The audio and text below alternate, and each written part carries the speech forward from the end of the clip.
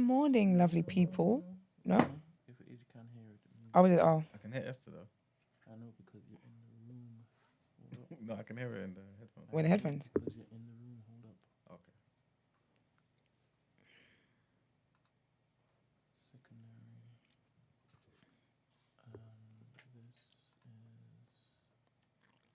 And this is multi-main track.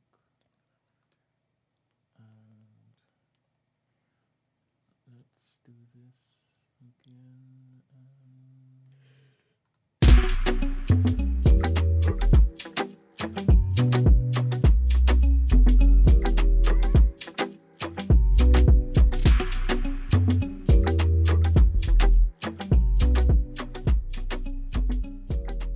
Morning, people. It is Friday, the 21st of October. You are tuned into TDA, the day after, your favorite news platform and the home of popular culture as defined by the culture. And of course, you have amazing hosts with you today. I am one of them, your favorite shade queen, Martin Royalty. Big Man Use, the Oracle, Mr. Rotations, the Voice of Reason. And they call me E-Man, the pro-black activist, TDA producer and news analyst, melanin jam-packed. Nice. How's everyone doing today? All good. Oh, it's Grace's birthday. Move on, honey, Grace. Oh, okay. Yeah. Happy birthday, Grace. Happy birthday, Grace. Why did you look like that? You now say like it was someone like really important. I'm not doing this. You said, I ain't doing this. What are we going to say something like, Koi or something? No, Grace, you know? Koi's end of next week, I'm actually. playing. His Oh, birthday. okay. Yeah, end of October. No, I'm playing. Grace, happy birthday. Was it quite a Scorpio?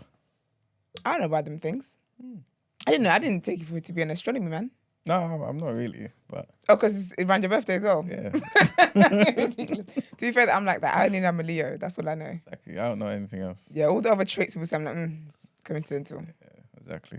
Yeah, it's crazy. Yeah. No, it was. It wasn't start the show worthy. I mean, This is fine. This is how you and Grace communicate. So it ain't got nothing to do with me. She's fine with this.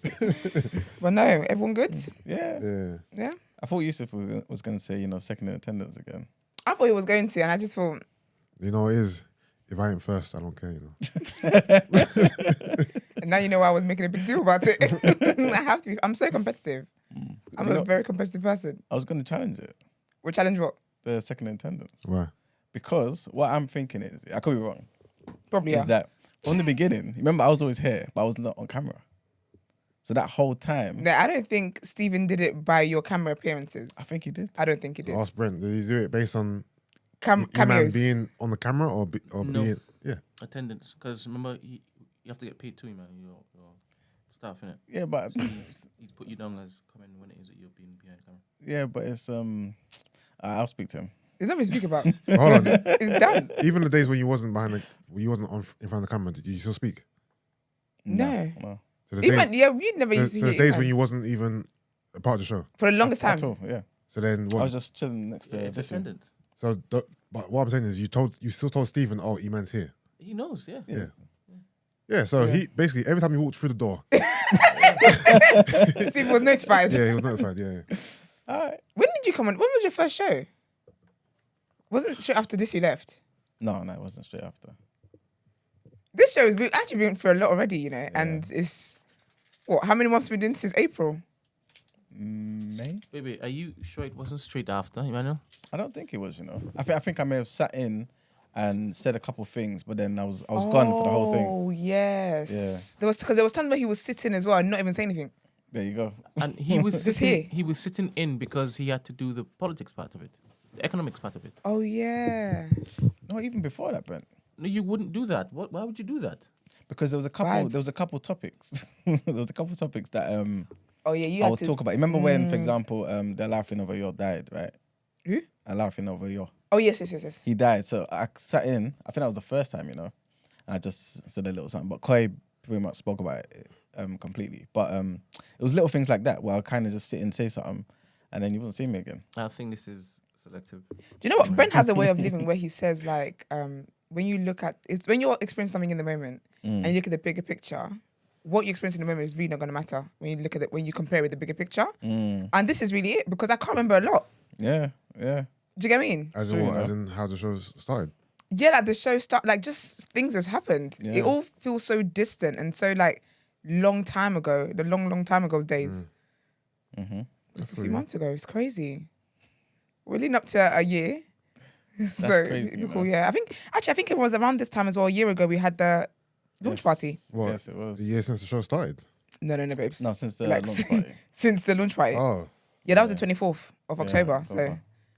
anniversary next week, guys. was the launch party like a party? He was It there was though. lit. Oh, that was the launch party. Oh, Stevie, you start taking points. oh, you know what it is. I Don't missed slap your drink afterwards. I missed the Oh, yeah, you the missed the first part. shindig. when you lot were on stage. Oh yeah. You When I got came in there, at the end it though. didn't feel like it was a T-Day party. That was lit. Yeah. Oh yes, Miles was wearing like a little shirt with the Yeah. buttons undone in it. Yeah. Okay. Me and Corey had outfit changes. It was lit. Yeah. It looked real good. I didn't know a party to. Are we doing a Christmas thing? Is this a thing? God, the silence is deafening. I guess that's a no. I'm not committed to anything on here Why? because when we do stuff and we commit to it, like people remember. Exactly. Oh yeah, well I actually think so. Yeah, I'm course not they remember. committed to anything. So it's a no then. Yeah. You're Exactly. saying It's just definitely in not to know. I'm case. not committing to You're saying anything. Just in case. I'm not committing I'm to not gonna confirm.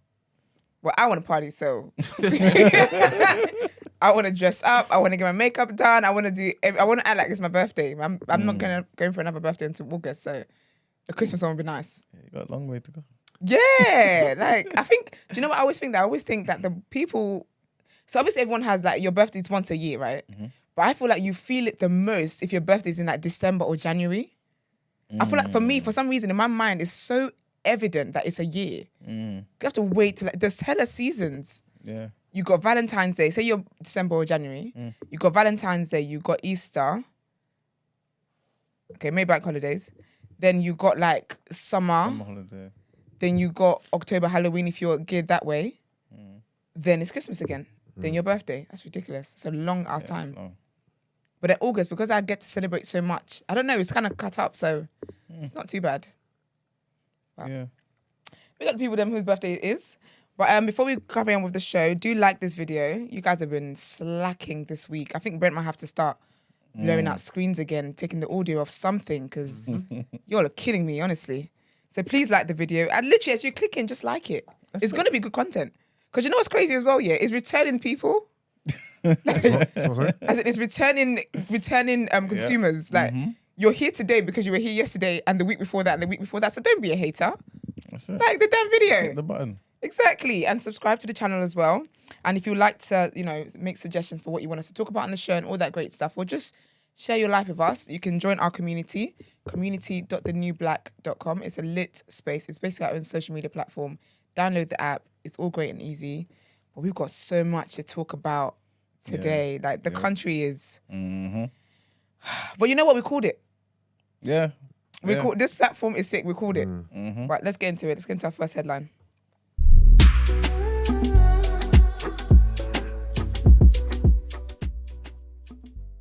So as I'm sure we're all aware, Liz Truss has resigned as Prime Minister and will step down after a week-long emergency contest to find her successor.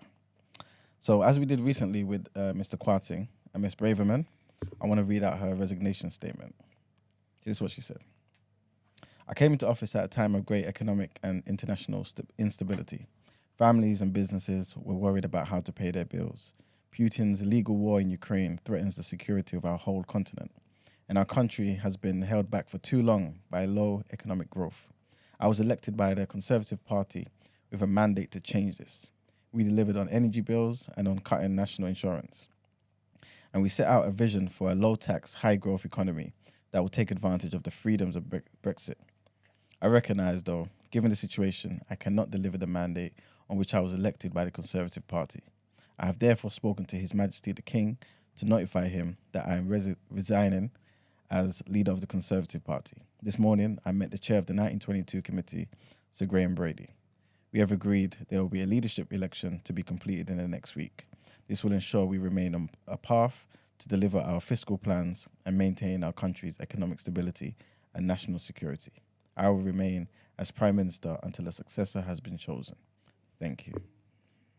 This isn't take one what little lick of accountability. But I love it though, 'cause I think people are being harsh. with her.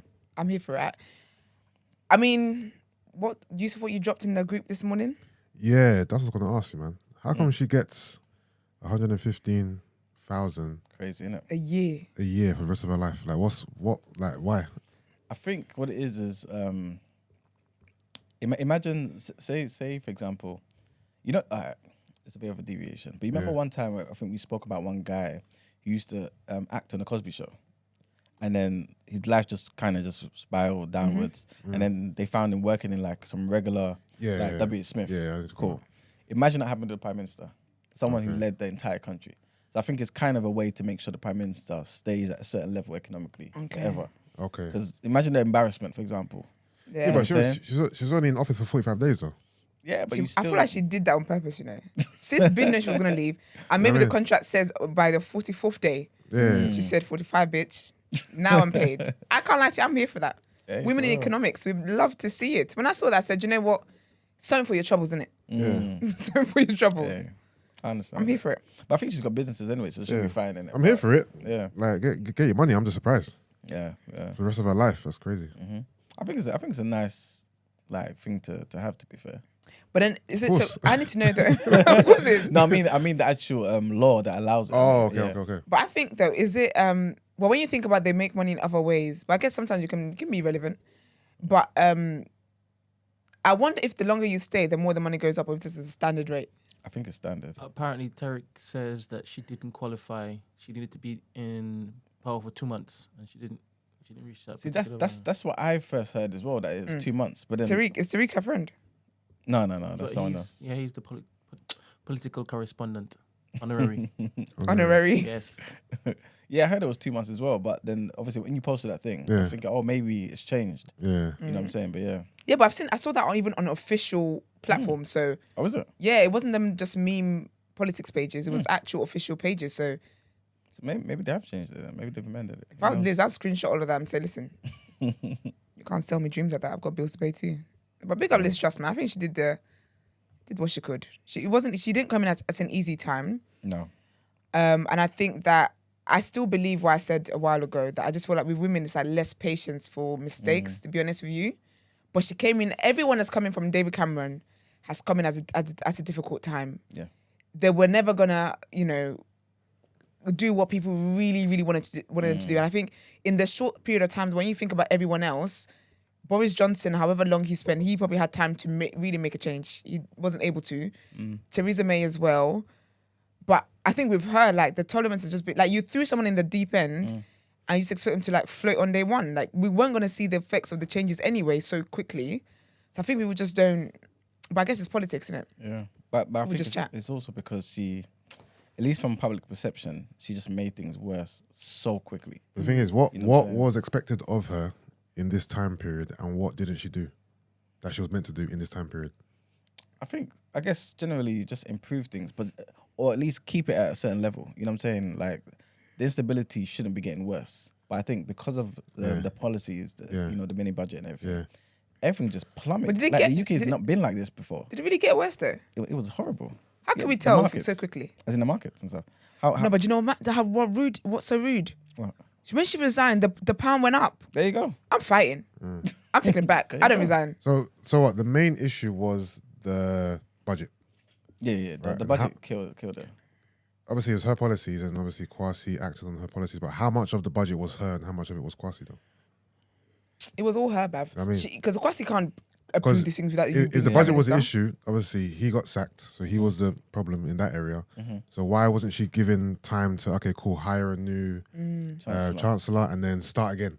I think because she, prior to being the Prime Minister, everything that Kwasi Kwarteng did, she was saying she was going to do anyway. Okay. So it's like she tried to play it like he came up with the idea and didn't run it by her and it's his fault. Yeah. But really, she was saying she was going to do these type of things. Anyway, she got elected now. And then obviously you've thrown him under the bus, but she still said, I believe in these policies. So she wasn't trying to wash her hands off of the policies completely as well. And then with time, because of how the market was, she started doing U-turns. So it's like, wait a minute, what type of leader is this? If you can just keep changing your mind like this, eventually, over and over again. you know what I mean? The confidence wasn't there. Kwasi's an egg anyway, because what I would have done was sued for wrongful dismissal. Mm. You can't say I did these things without you, lying on my name, because I bet he didn't get 100k a year until he retires. He's got to go back in the back of the line. And now he can't even be this position again. He didn't even get to hold the red briefcase. Yeah. There you go. Didn't get to do a photo. Exactly. Secondly, he might have a shop in the history books. There's no picture to prove it, that he was really there. Yeah. Just the ones to say he was fired and his Ghana must go bag.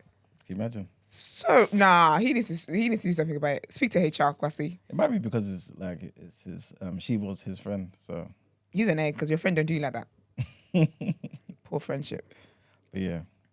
Our next headline is totally linked to it, and I guess it, forces us to ask the question, who's going to be next? You know what I'm saying? So as just mentioned, a fast-tracked contest to find the next Tory leader and Prime Minister has begun after Liz Truss dramatically resigned yesterday, barely 6 weeks into the job. The question is, who will be the candidates contesting for the role? Who will be best for the job, and who will likely take the position?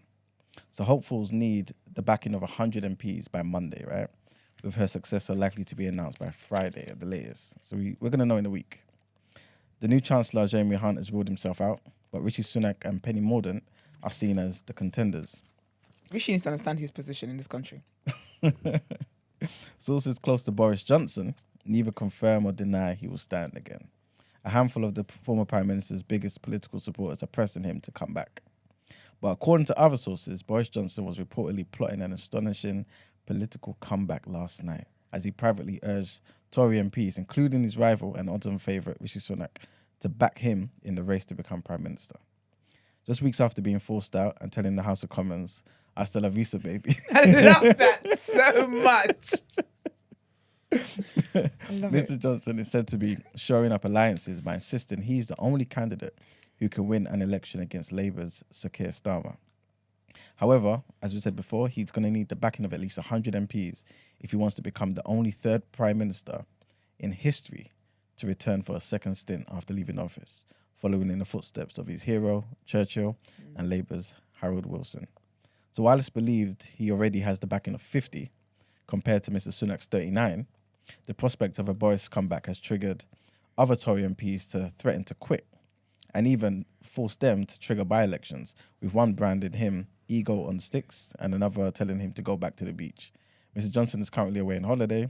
I believe he's in the Caribbean, but is said to be planning a swift return. In a bid to heal divisions in the party, he's reportedly pressing Mr. Sunak, his former chancellor, to reach out and get back together. The remarkable olive branch follows months of feuding after the former chancellor was accused of knifing Boris in the back when he dramatically left his cabinet position, sparking a wave of resignations that ultimately toppled Mr. Johnson's premiership. It comes after a source last night said Mr. Johnson acknowledged he had made mistakes and he would now be keen to reach out to talents across the party and be a healing and unifying leader.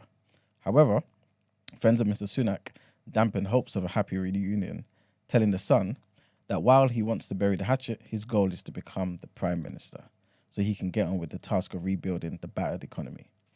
Mr. Sunak also had his eyes on another potential teammate, Penny Mordaunt. However, she is said to be rejecting his attempts to form a joint ticket, as the current leader of the Commons does not want to be playing second fiddle. This is what a source told The Telegraph. So long story short, Mr. Johnson is rushing back from a holiday in the Caribbean as early as Friday, and he's making his ability to win the elections the cornerstone of his pitch after securing the biggest Tory majority for decades in 2019. I knew he was going to be on holiday. Yes, That man likes enjoyment. Put a pull up. Yeah, he has a point though. No one's They defeated. hold up. He's gonna put a poll up. Oh. No one's defeated Labour by such a margin for decades, like Boris Johnson did. Do you know what's mad? I don't think Labour are going to win. I think if a general election was called, people in this country they just. Do you know what I've clocked? So basically, in the British culture, yeah, complaining is one of is the selling point. They carry it on their head. So I feel like when people complain, they don't complain because they necessarily want change. They just always want something to complain. Like it's a British thing. So it's just a British thing. even at work, like when the weather is nice and whatever, like they find something. When even at the height of summer, when life is just good, they still find something to complain about. Do you get what I mean? So I don't think that Labour are going to win if a general election is called. If, however, Boris does come back, we are, the words of Marx, we are down real bad because that would be crazy. But What what do you if? think, Emmanuel, would Labour win a general election? I think if they were to do it now, yeah, Labour would win, like easily. I think. Who is the rep for Labour? Keir Starmer. Starmer, yeah, he's the leader. Yeah, I think they would win quite easily. To be He fair. doesn't sound like he should be a white man. It doesn't sound like it. Nah. Is it? What do you think he should be? I don't know, just not white. Like maybe like Turkish something. A little spice in there. So what? Who are the main Conservative candidates? So Rishi, Penny Mordaunt. yeah, There's some guy that looks like Boris's friend. Oh, come if I can find it. Those are the two at the moment, based on certain polls. What they're saying is they believe Rishi Sunak's is a favourite. okay. Then Penny Mordaunt, and then Boris Johnson. Well, isn't that what they said last time? Exactly. So remember, it's gonna have to do with the public. It's what the Tories want. Okay. Yeah. So as long as they can get 100 MPs to back them, then they go through to the next round. Yeah. And then they kind of whittle it down again, and then we get our new prime minister. Okay. Yeah. But it's crazy that Boris Johnson, like, he has a chance, man. I'm actually surprised that he wants to run again. Why? Oh no, he loves power, that man. Because He wants revenge. he was out, man. He out of chill, love. That's the thing, because for him it's like it's an arrogant thing for him to be like, you guys wanted me gone so bad, but look at that, begging me to come back. Yeah. I know he's loving that. I'd love that. I'm telling you, I'll come back, man. And the way I see it as well is that if he doesn't try to come back, he will never be prime minister ever again. Because if the Tories lose, which I think they will, right? We're not going to get a Tory government for a while. What's a while, like one term? Or do you reckon like the next like 12 years? Yeah, it might be like 2 or 3. But will they actually even do better? This is all a scam. This is the thing though. Labour, like again, I know it always sounds like I'm harsh to Labour, right? But I don't really have any confidence in them. I don't think they've done anything that shows that they're ready to take power. You know what I'm saying? Like there's still internal issues. Yeah. Like yesterday when we spoke about the head of Unite, who's like the biggest union that financially backs Labour. She was actually saying to Keir Starmer, like, take a stand. Like, what side are you on? In the past, nobody will be confused about Labour's standing as it pertains to like, you know what I'm saying, like strikes workers, and stuff. but they're out like, here firing people for being you in know a what I'm picket saying? line. Like that was never an issue for Labour in the past. So it's like, where are you? What party are you? What do you represent and stuff? So I think it's a scam. I think Labour just managed to get good PR. I think, but that's how politics works. When one person's doing really bad, you get to use to your advantage and say, "Oh, look at that." When we get in there, we're not going to do that. But when you get in there as well, there's only so much that you can do. Yeah. But it'll be interesting to see what happens, man. Because like, I don't know. This would be one of the craziest stories if Boris Johnson gets in, then they have a general election in 2 years' time and he wins again. If that happens, Labour is done out here for the next 25 years. I'm telling you. Yeah, It'll be crazy. Yeah, it'd be mad. But I don't think they're going to call a general election anyway. They can't afford that. No chance. That'd be very child. Do we all have to agree on a general election? Or can the Prime Minister just do it and then that's it? Everyone follows the lead. Conservatives will have to do it. Yeah. No, but like, all the MPs have to vote in favour of it. I don't think all the MPs do. Because I would, if say it was just the power for just the Prime Minister to call it, Liz Truss is my last act. Since you all want me out of here so bad, now watch this place burn down. That's what I would do. No, I think she needs support from No, a certain amount. Yeah, that's childish. Yeah, I see Boris coming back in, Emmanuel.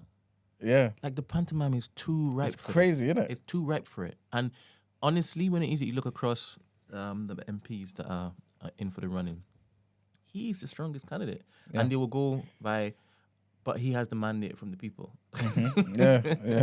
And he got stabbed in the back by his own front bench. Innit? Hold on. The last time he left, was that? Did he resign? Was that? Yeah, he resigned. He was forced to But resign. like he was He like was held. forced to resign by his own peeps, right? Yes. Yeah. But his own peeps are still they're all still there. Yeah. Yeah. So why would No, that's it's why I'm saying politics. why would he want to Brother, come they will back switch. and why would they want him back? They will switch. I'm You know what I telling mean? you. Do you know They what's want mad? him back Okay, because they you. want to stay in power. And Yeah. also because some of them have said we want you back. Oh, they've You know what I'm saying? told him Yeah, that, okay. they're actually saying that we want you back. But when you think about it, I think about it like if you not make me resign because you hate me so much, Yeah. I'm not talking to you. But these lot have lunch together after he gets in front of TV. I'm not talking to you I'm no more. not talking I'm really not. Like, it's actual beef. I don't think they hated him. They 100% feared him whilst he was in power. They respected Yeah. him in that sense, and like reverence and Yeah. whatnot.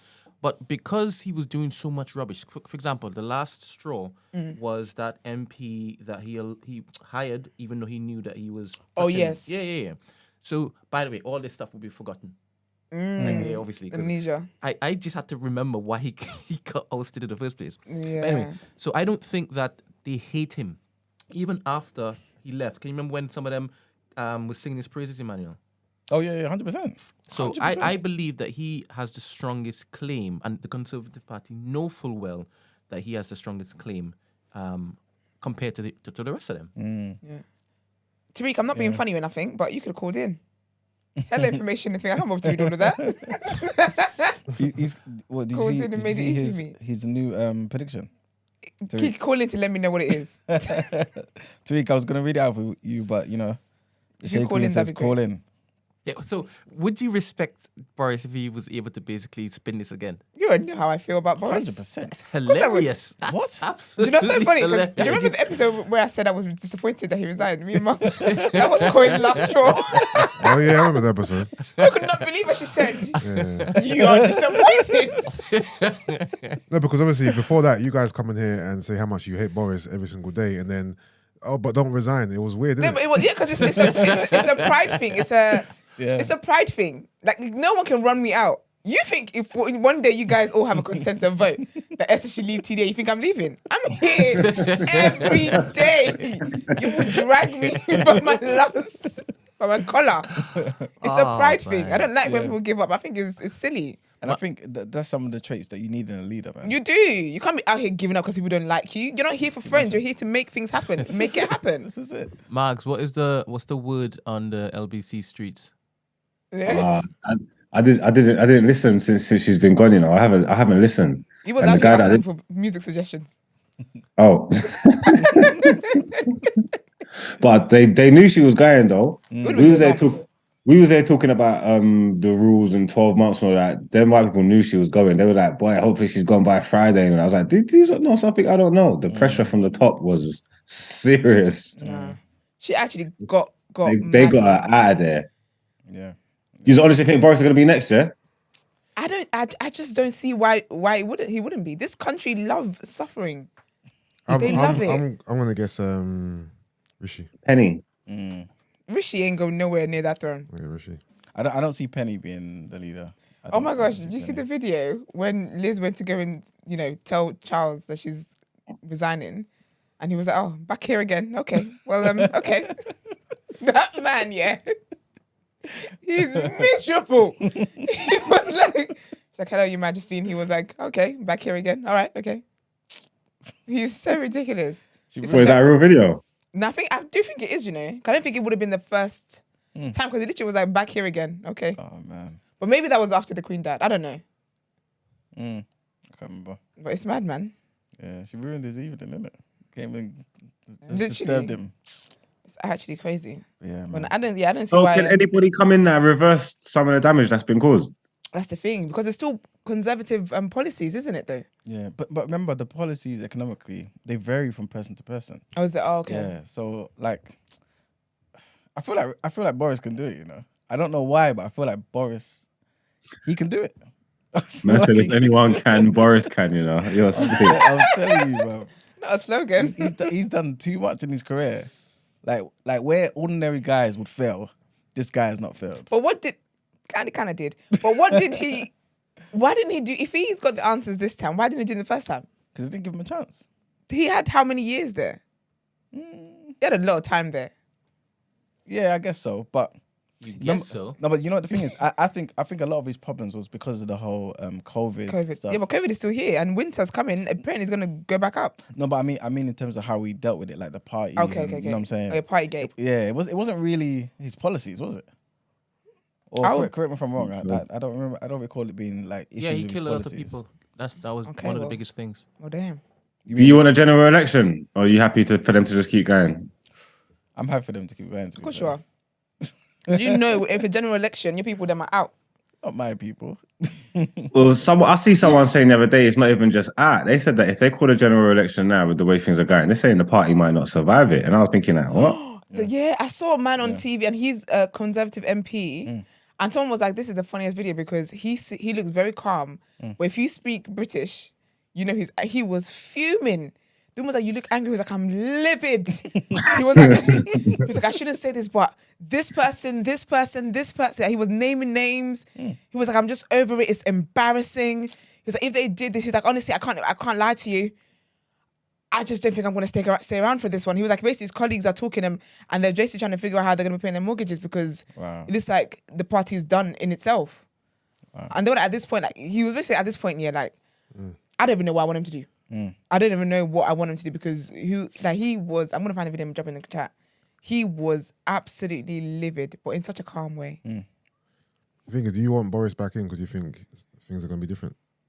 I feel like because he was only in power not too long ago, like last week. So yeah, but you know what I mean, like 45 days ago. What's changed? But remember, like since he resigned, the country's gone worse, like by far. Yeah. You know what I'm saying? So I feel like he can at least bring some stability back. And I also feel as though if he gets elected, he can shut up everyone who says who kind of makes complaints about his old, party gate, this and the third. Because like you guys chose me now, clean slate, let's move forward. And since the public voted him in last time, obviously it doesn't make that, it's not the biggest deal because it was a while ago, it was 2019. But still, I feel like the experience he's got, all of that. You know what I'm saying? During his last term, what was the main issue? Was it his policies or was it just the way he dealt with things? I think it was more so the way he dealt with things. I don't think it was the policies. I feel like how he dealt with COVID and Brexit, I believe. Yeah, I think those are the two biggest qualms that people have with Boris. So if his policies aren't an issue, then this on his second term, he can kind of just make amends in terms of how he runs the country, I guess. Yeah. It's funny actually because now you just saying he was dead the other day actually just made me really, really deep that. It was like a month and a half ago. It's crazy, isn't it? Yeah. Well, it obviously has to do with his policies because his policies are what governed everything that he flipping did. He had Rishi next to his side and Rishi said, this is what's going to happen after COVID. This is what's going to happen during COVID. All of that stuff led to what happened. I mean, but I feel like people could forgive him for the economic decisions that he made during COVID.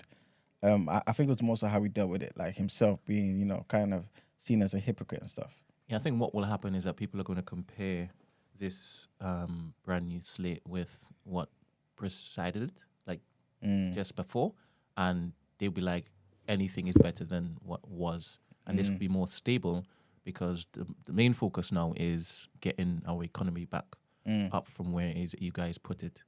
Yeah. And weirdly enough, they're going to see him as a proper leader compared to the rest of them. Yeah. He's got the experience, man. He's done it. But is there policies that he can put in place that can make some of them rates drop as sharply as they were raised? I don't think anyone can do that, to be fair, because I think it's easier, like most things, kind of easier for things to go bad than it is for things to go, to be good again. So but when say that with the mortgage rates, there's a direct correlation of say that mini budget, everything's just skyrocketing and that, yeah. You see this in the space of a month, it just goes crazy. If you reverse what was done, why won't it bring it back to what it was before the madness? Because it's a lot of the things that happen is not necessarily just the policy, but the perception of the policy.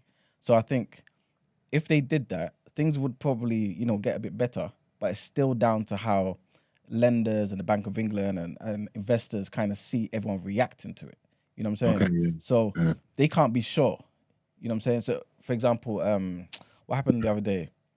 What was it? Something happened the other day. I think when they U-turned on one of the policies, the pound went back up again. But and I think it was the Bank of England saying they're going to do something with the interest rates. I can't remember. Too tough. But lenders were basically saying, we're not going to reduce the rates just yet. You know what I'm saying? We need enough time to make sure this is going to be stable, and then we can then reduce the rates. You know what I'm saying? So long story short, it takes some time. So, yeah. Did you guys see that the lettuce thing? So basically, on the 14th of October, Daily Star, obviously it's all been going mad. So basically, they said they had like this ice gem lettuce, and they put it next to a picture of Liz Truss Oh yeah, I've seen that. to see which would who would die first, which would go first. Crazy. And there was the whole And then thing it's yesterday won. was the lettuce. Yeah, the lettuce won, Oh my. and now she's being called a lettuce. She's got to fight, but she deserves that 115k. Did you see that meme about saying like Airbnb? Yes. So one of the funniest ones for me was someone tweeted, someone was like, can everyone please check their rota for tonight? You might be the Prime Minister. You might be on a shift, so please make sure, you do everything you need to do so you don't miss your shift.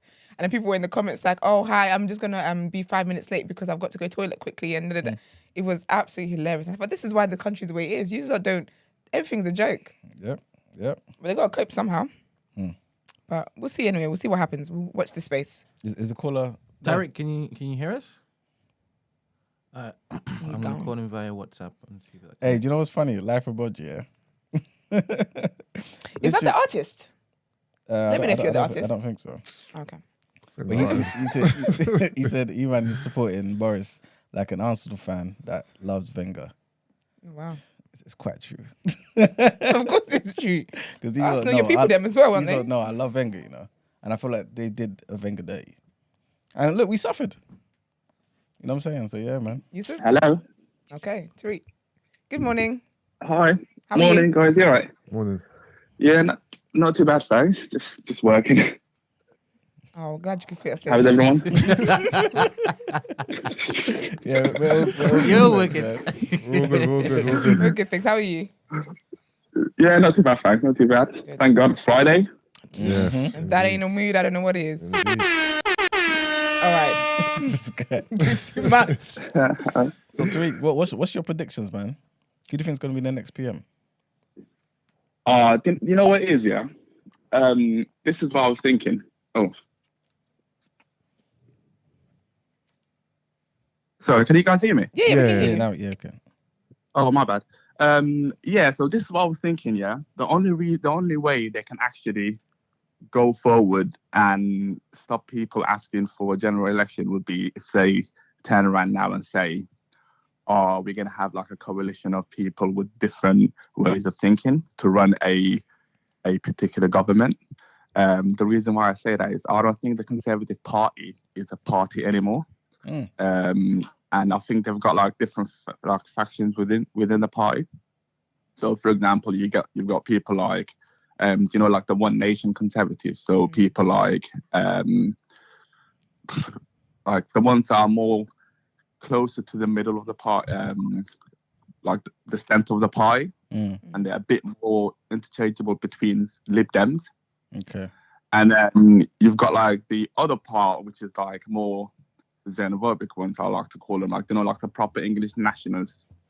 So people like the last Home Secretary and Peter Patel and people like that are all about immigration. So they need to appease those people as well. And then you get people like obviously quoting those people, and you get like people like the populists, so Johnson or Nadine Dorries, all of that. So in order for them to now say, right, we're going to have an actual leader now who everybody can get behind, and then people are going to stop asking for a general election. I don't think it's going to work in the long run, but at the end of the day, they're the ones who are in charge. And if they need to call a general election, they can, but they're not going to do it now. No way. I mean, there's no way in hell they do or that. other parties. Yeah. I mean, the Labour Party can table like a motion, but the Tories have a majority of 71, I think, at the minute. So they need to get at least 72 MPs from the Tory party to vote for that. And then on top of that, every other party needs to vote for it in order for us to just have a general election. I mean, I don't know about you guys, but I ain't going to vote for something which means like I might possibly lose my job. So they ain't voting for that. Yeah. You see what the big problem so is that's with why- that party, yeah? The massive problem with that party, yeah, is everything that they've done with Brexit, yeah, and they just pushed it all on the back of like immigration, on the back of racism and stuff like that, yeah. So they went immigration hard. So everybody who voted out for Brexit is because they thought that shit was going to happen with immigration, and then like it hasn't in it. They've literally got the opposite of what they voted for, innit? So if the party do a big U-turn, yeah, they're going to alienate a whole fan base who are basically anti-immigration and racist. You get what I'm trying to say? That they need to appease that their core group, yeah, for them to have the support of the party, yeah. But at the same time, unless they do something different about immigration, yeah, there's no one to do the jobs. You get me? They're going to need to change their stance on the immigration to get people to come in and fill up these jobs that no one want to do. Like they're stuck, really, truly. It's a catch-22. They're screwed. I don't know what they're going to do. Literally, like exactly what you just said. Like, I mean, this started, I think, back in 2015, because back then, I'm not sure if everybody remembers because they're not around anymore. But UKIP like was gaining like a proper. So all the right-wing populists like were all wanting to vote for UKIP, and the Conservatives. The only way they could have won a majority, because they'd just come out from a coalition with the Lib Dems, would have been if they kind of pandered to the UKIP voters. So this is why, like, so they basically said, if you vote Conservative, then next year there will be a referendum on whether we're going to be in the EU or not. So then a lot of the people that would have voted UKIP, I mean, their votes would usually be scattered anyways, but they all voted for, majority of them voted for the Tories. And that's when they got a majority, and then that's when we had a referendum. So yes, like, they pandered to those people. They can't get rid of immigration. I mean, since we've been out the EU like properly, the hospitality industry, like, there's so many vacancies. It's because all the people that used to work in those are from East Europe, etc. So yeah, it's just a mess. Yeah. Really. There's currently millions of vacant jobs in the countries. Do people know that? Like millions and millions of vacant jobs that no one want to take, and they kill themselves because of this immigration stuff. You get me? Yeah, They're and it's sick. not like They didn't want. They done the whole immigration thing. Basically, it's just that's like almost code for racism, innit? Like Europeans get the foreigners out. They don't want people taking a job. There's people going back home now, going back to Poland and stuff, earning more money than they would be in England, like, because these countries have got their economics in order. And then what's happening? The people that are coming in filling the job, if this when they're out of the European Union, yeah, and then it's not European countries, then it's countries further afar that will be able to come and work. That's literally the total opposite of what you want. That is really like brown people and that. Like they're sick. Considering they're trying to it's an absolute shit show. I promise you, it's mad. And it's got a knock-on effect as well. Like, say, for example, a lot of the truck drivers are usually from East Europe, but now what they're doing is like they're moving to Netherlands or Germany, and then we have like a shortage of like truck drivers. So then that will be an issue with like the supply chain. So it just has a knock-on effect on everything in the country, but people don't think about that a lot. They just think, oh, all of a sudden, like, that area is starting to look a bit brown, isn't it? Boy. Literally. But yeah, my prediction though, I'll say Boris will get it. And then I mean, I think they started doing this move anyways the other day, because one day he made that Shapps guy Home Secretary. He is like to the other end of the party, and I think they will keep him. Hunt has already straight away came out and said, "Oh, I'm not going to put my name forward because, like, with what he's done, like the U10s he's done now, I think the market has kind of like stabilized a little bit, and they will kind of let him carry on with that. That's my prediction, anyways. Rishi, he would be a good candidate for to be a PM, but let's be honest, like, they ain't going to let that happen. Like, exactly. He's tried it. They ain't gonna let it happen. So they'll probably give him like foreign secretary or something else, like something high up. But yeah, man, I think Boris is back. You know. Wow, this is crazy. You know.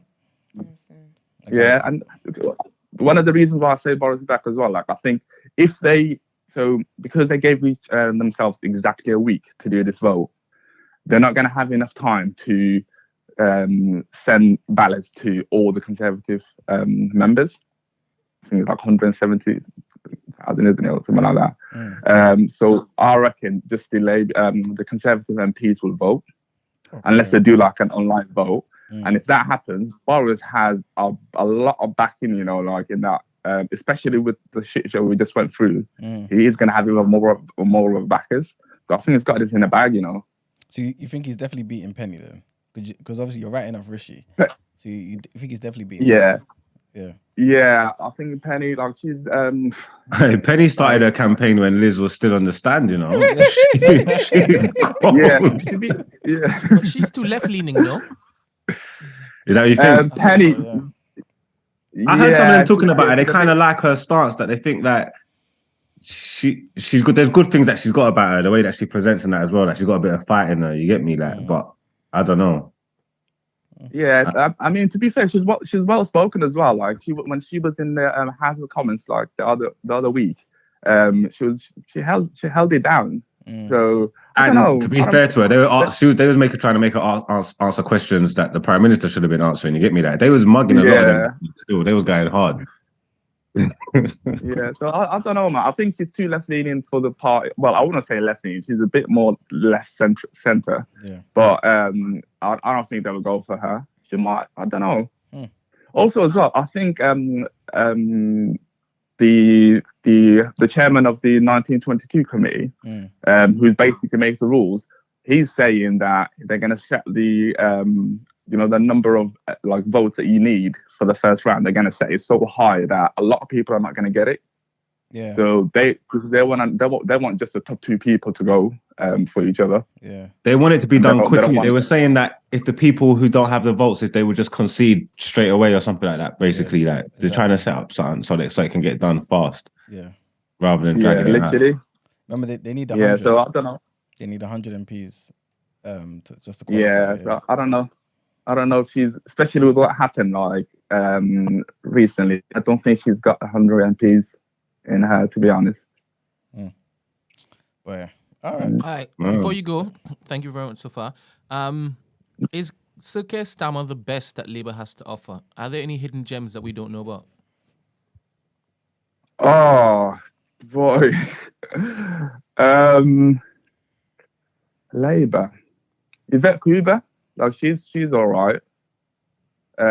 She ran against Jeremy Corbyn a few years back. Yeah, she's a safe bet. So Keir Starmer, like, it's just, I mean, the other day, like, I liked it when he was like when he felt like he was in a rap battle. That was quite good. But then again, she was down that now already anyway. So he was just kind of like putting the nail in. I don't know. I think within the Labour Party at the minute, like it's all. I don't think they even have like a cabinet. If I'm honest with you, I'm sure I was reading the other day like that they're taking government lessons. Like there's a charity that's giving them government lessons. So I don't even think they've got like a whole full cabinet. It's not just about the leader. So no, I don't know. I can't think of. This is the main issue as well. Like, if I can't sit here like and think of like one person or two people, like, then that party is in the mud as well. Exactly. Yeah. Vote for Rory Don't know, PM. Well, are you in politics, Tariq? No. I work in finance, so I work for. Don't say you work for. We don't do that. No. But I work for a bank, anyways. Okay. Would you want to get into politics? It used to be. Nah, not at the minute. I'm so. I don't know, man. I wouldn't mind getting into like in the long run, maybe like working in the background and that. Okay. Like policies. Should but you? Not. Yeah. Don't worry, man. I'm going to run for PM, man. I'm going to fix this mess. I'll be a chancellor, man, then. So that way. There we go. Yeah, I'm going to sort out the whole cabinet. It's going to be cool. The new black. You're going to be involved, Yusuf. What's my post?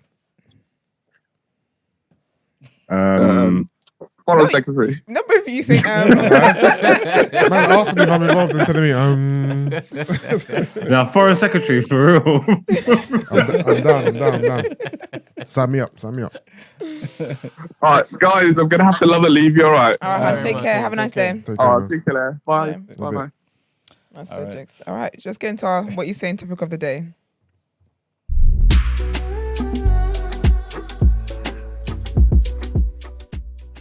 Okay, topic of the day.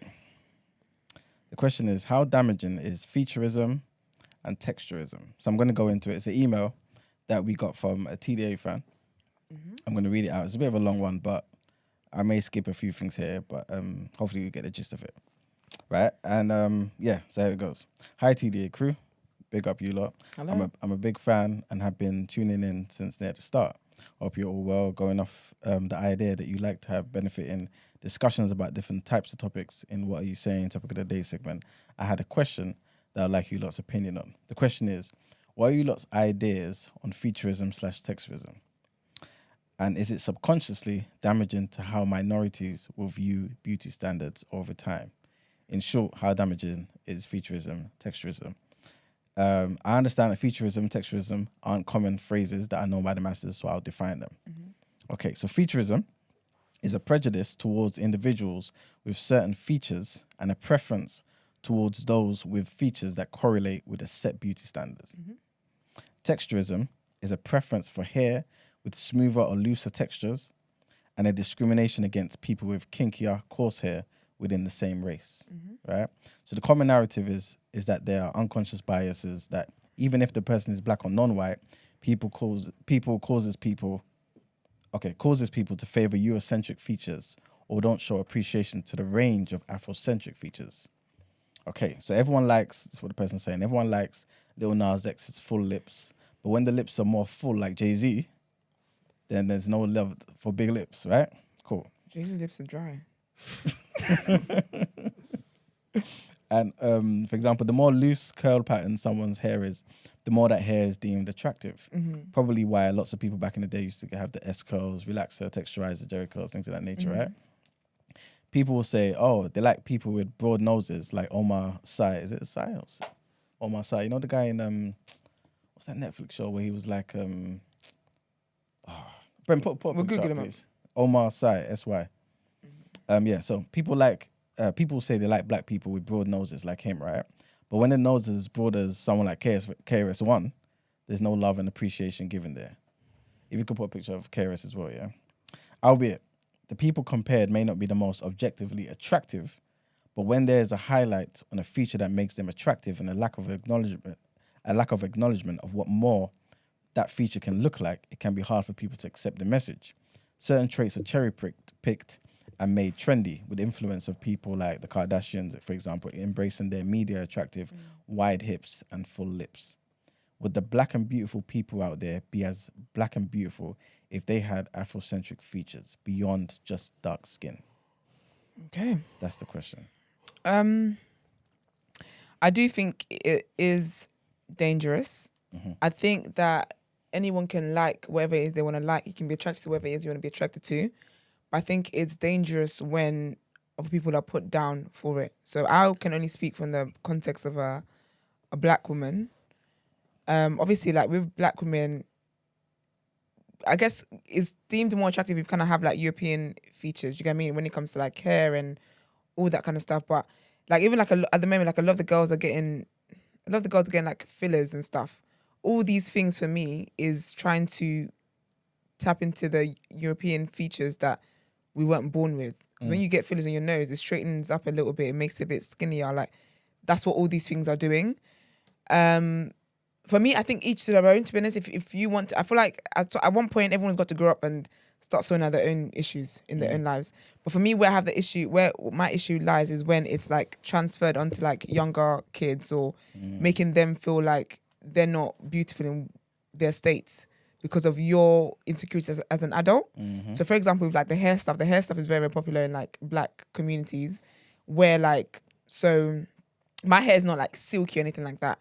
But sometimes when you go to the hairdressers, it's like, they just make you feel like your hair is a lot of hard work. It's like, oh, you've got so much hair. They're going to charge you more because you've got so much hair. And they're asking you to make sure you blow dry your hair properly because they can't bother to do it because it's a lot of hard work to do it. And like even like when we think about like perming our hair, that was all to, you know, people want to admit it or not, but that was to hit a certain standard of beauty. That was because we wanted our hair straight and blah blah because it's easier to manage. Even that term, people are like, it's easier to manage. That is so it's very damaging. So I do think it's dangerous, and I do think that there are, you know, these things exist in society. Do you get what I mean? It's like colorism and what it all exists. But I think for me, what makes it most damaging? You see, regarding the hair, Yeah.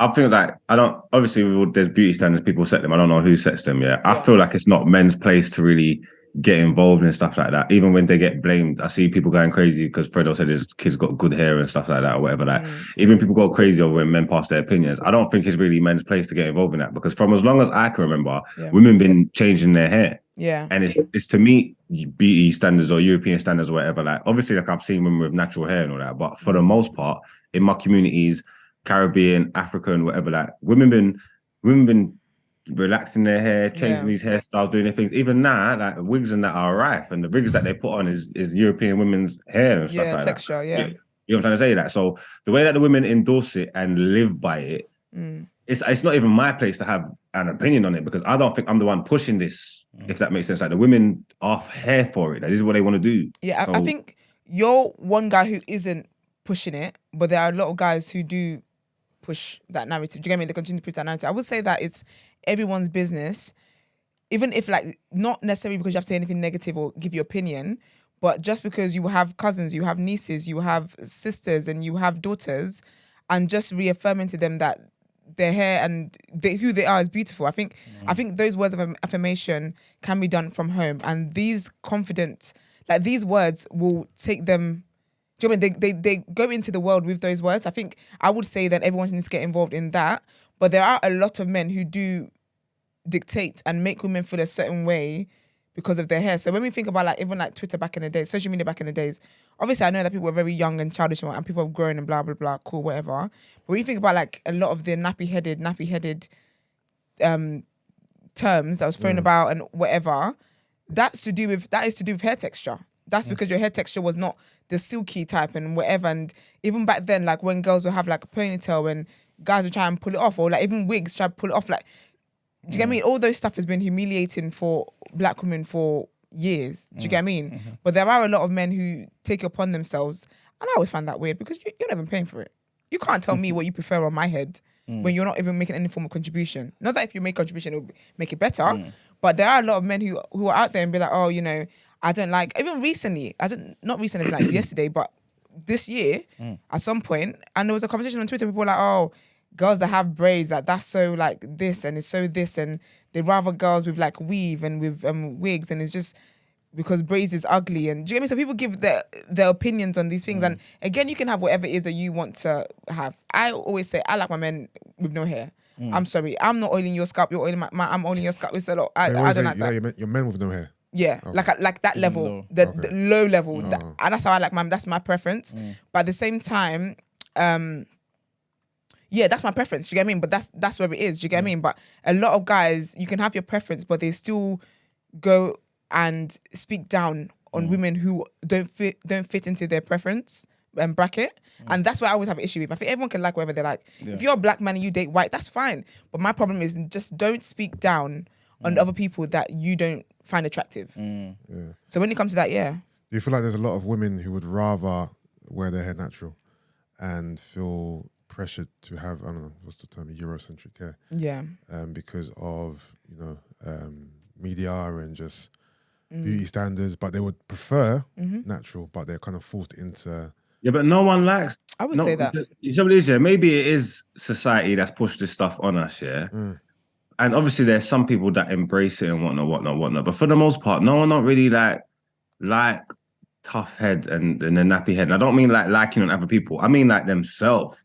Like, do you know what I'm trying to say? That when I had hair, I've always had tough head, always had nappy head, coarse, tough, whatever you want to, whatever word you want to put to it. Yeah, I've always had it. Yeah, and it is kind of deemed as like not good hair, but it's not even necessarily like from other people. Like if I had it my way, I would want it to be more manageable and more better, like for myself, innit? Like, so like I don't know where this thought or this training of mine comes from. Do you know what's crazy? But no one wants tough head for themselves. Like, do you know what's mad about that? Sorry, what's mad about that is that there's always that thing about I'd want more manageable hair. Our hair is so manageable. Yeah, I think it's easy to sort it out. Marks, define what you mean by tough and coarse, because you mean because if you grease your hair, you take care of your hair, you moisturize your hair, then it's not going to be the comb is going to go through it. Tough, is it? Yeah. Nah, man, my hair used to just absorb all the grease. It's really tightly rolled and that. Like, it's not the grease. No matter what. But you know what is it? That's part of the problem, because the thing is, society's made us believe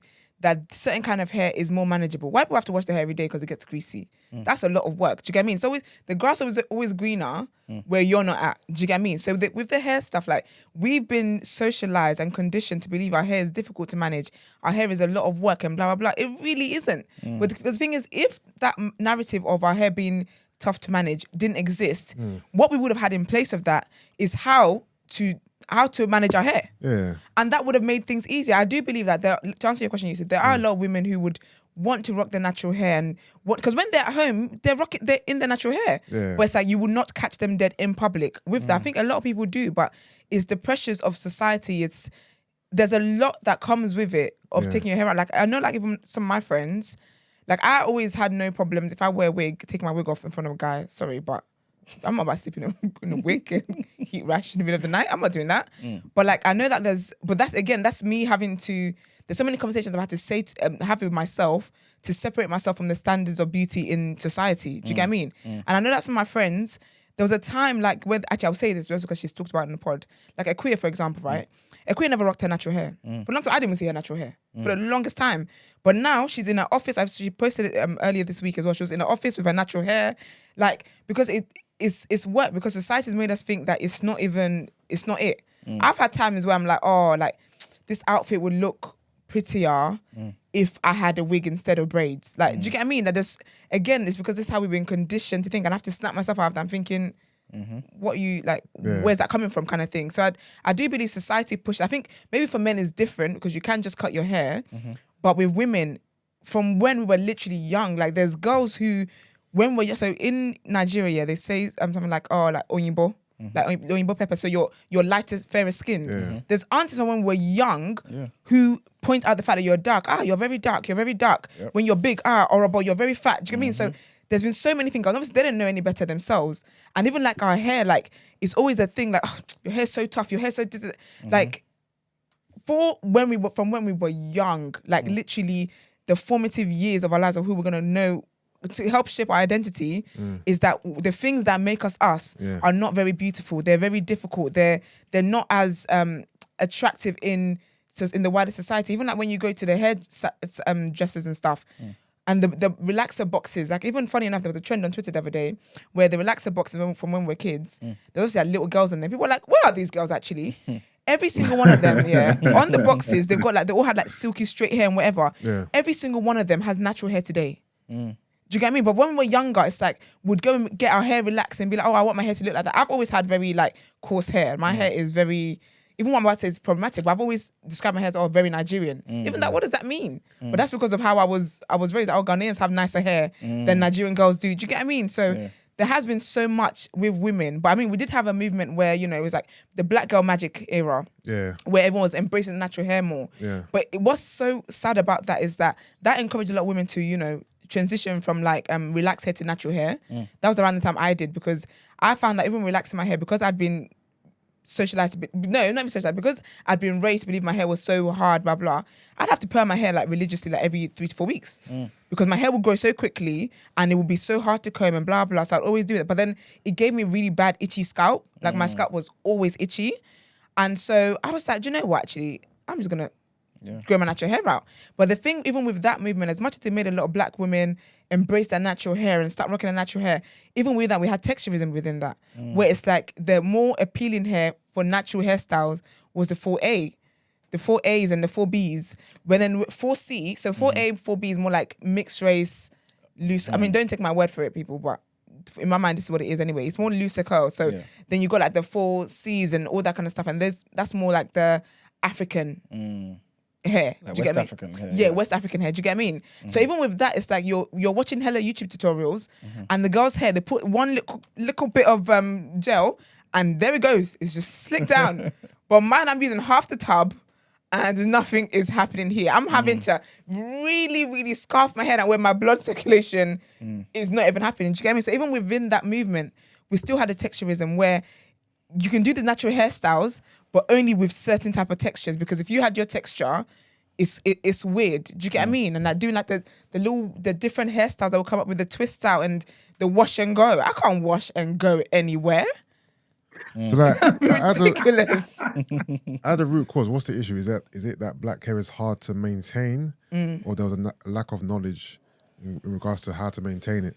Hair's always been a thing in our community, though, man. And I'll be honest with you, yeah, people always, especially for me, like growing up my whole life, yeah, because I'm red skinned and that, yeah, people just always expect a certain type of texture. And when they touch my head and all that, it's something that I've always commented on since I've been a kid. Like people been telling me, like, "Raw, your head is tough, picky head." You get me, like, and it's always been a surprise. It's something that people have said to me my whole life, like adults, whatever. Like it's always been a thing. But was your hair tough because you wasn't combing it, you wasn't greasing it, you wasn't like, or was it just? I mean, or was it just like tough regardless of what you done to it? Listen, I didn't make my hair. God did. No, but God did. no, but okay, cool. For example, yeah, I'm sure we can remember as a boy, our mum combing her hair for us, yeah.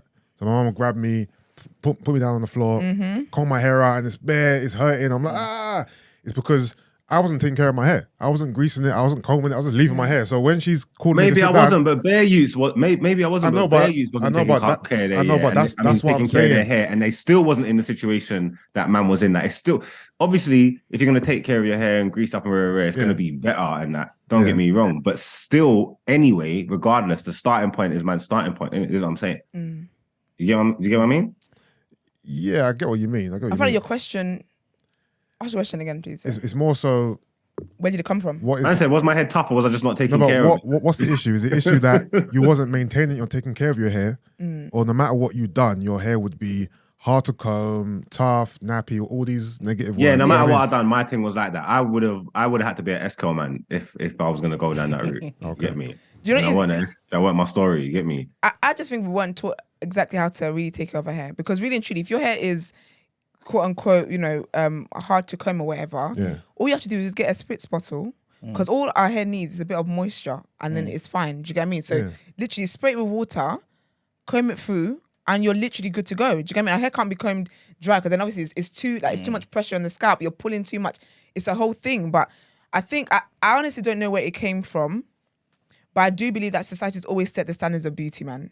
Like I don't know whether that's gets all the way back. But when I think about it, actually, the women, say in traditional Nigeria, before pre-slaves and whatever, and like the communities, they did amazing, beautiful things with their hair. Yes, they did. But again, that's because they were in a bubble where they didn't know that there was anything wrong with what they are. So I really think it's been exposed to the European standard of beauty, the Western standards of beauty, because when you're in that bubble, you don't know that there's anything like you glorified. They looked beautiful. When I look at like the old like queens and princesses, their hair was amazing. Do you get what I mean? I'm sure they knew how to grease it properly so they could comb it and plait it nicely and everything. But I think for me, I think it's just the West, and it's the Western standards of beauty where we're like, oh, we just have that to compare it to. And even when I think about it, like there's even so much microaggressions, I guess, with that when you go into the office, and it's like, when I cut my hair, I didn't go to the office. My office never saw me with my haircut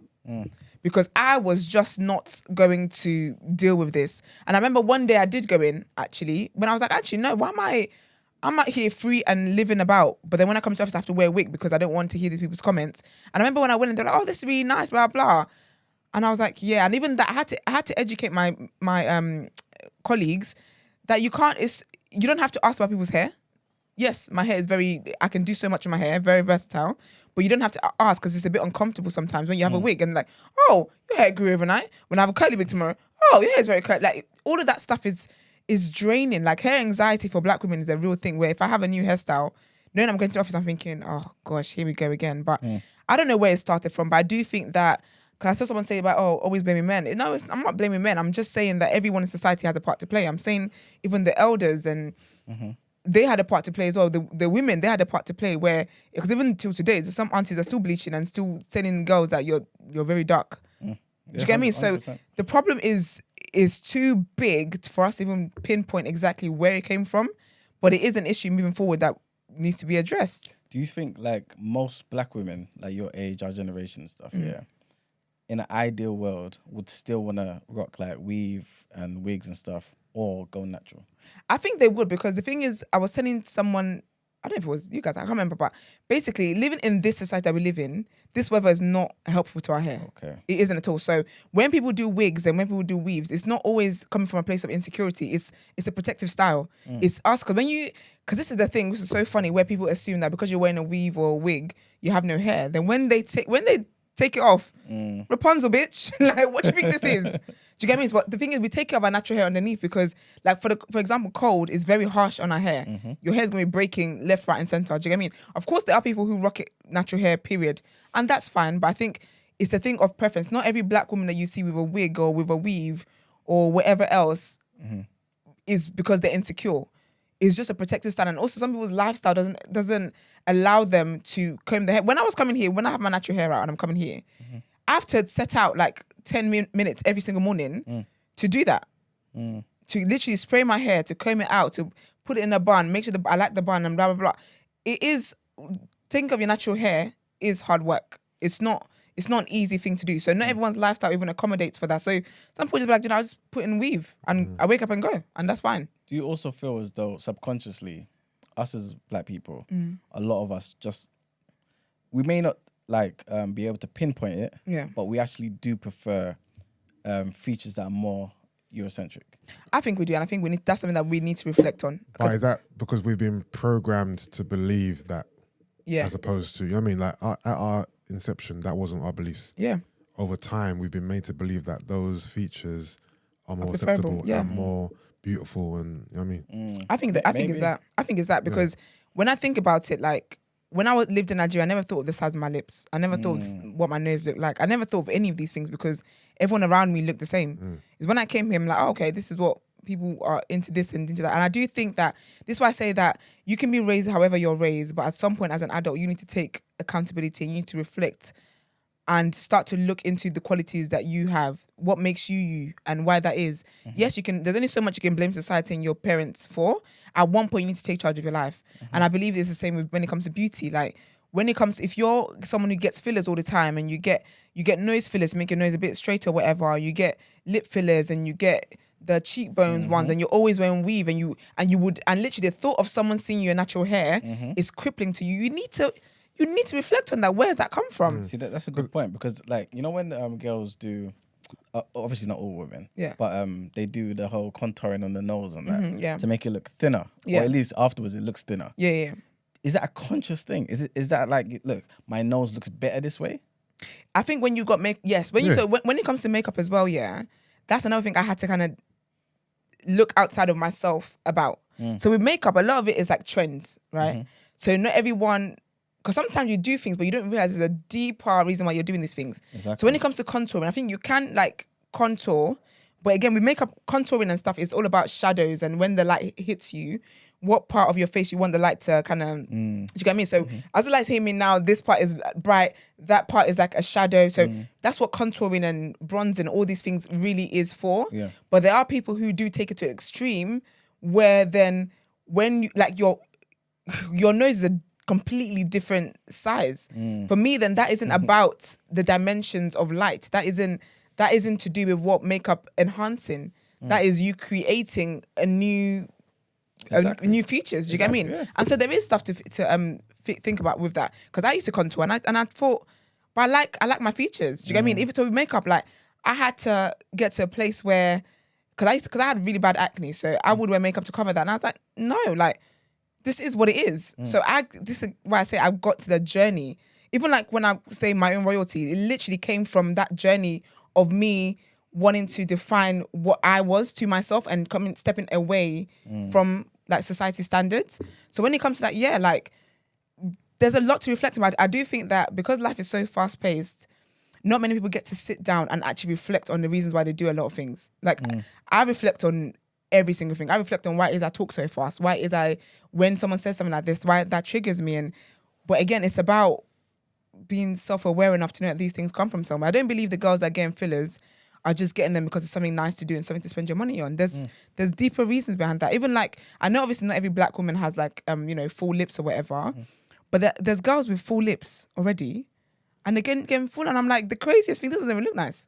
So why are they getting fillers then? Is it I guess, a beauty standard, or is it to try and look more? Because it's definitely not to look more European. It's if anything, it would be more African than black, right? No, because the Because thing our is, lips are the biggest.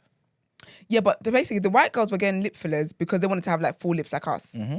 But somehow in the Matrix, of course, again, if you got thin lips with black girls, I get it, fine. But I'm talking about the black girls who actually Yeah. already have full lips. For some reason, like they don't feel like the lips are as full as it should be, because now like full lips and stuff is the trend. Do you get what I mean? And then the girls who get, so the lip one, fair.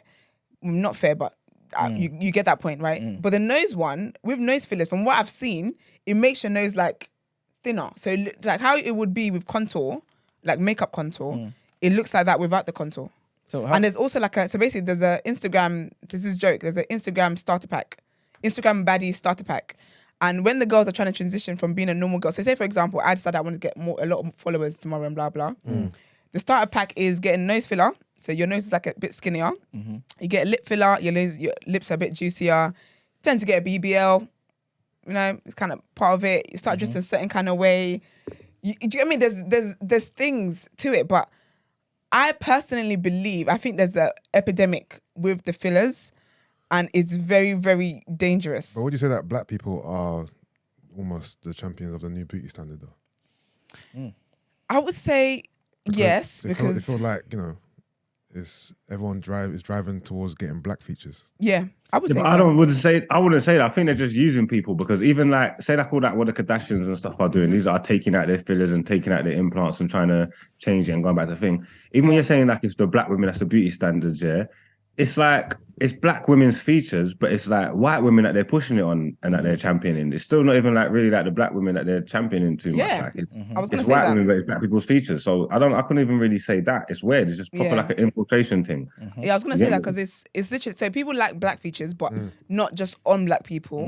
But for some reason, like it's weird because non-blacks are using our features, are trying to copy our features, but because it's on non-blacks, it looks more appealing to black. It's weird. Do you get me? So really, because they are trying to copy our features. We are kind of the standard for. I mean, I do think that's ushering out. We'll see all the Kardashians have lost their bum now. We're ushering in the white girl era. So it is coming out of fashion. Unfortunately, with babies that went to get BBL, you have to start taking them out. So contact your doctors and whatever.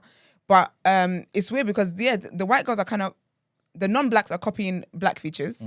However, because again we've been socialized to believe that whatever the non-blacks do is just automatically more beautiful, we're then looking to them to then do the same things that they do to get the features that we already have. It's such a weird So essentially, thing. in some roundabout way, like there is something about that can be said about black people, black women, black men, even where we're not really happy with how we look. no.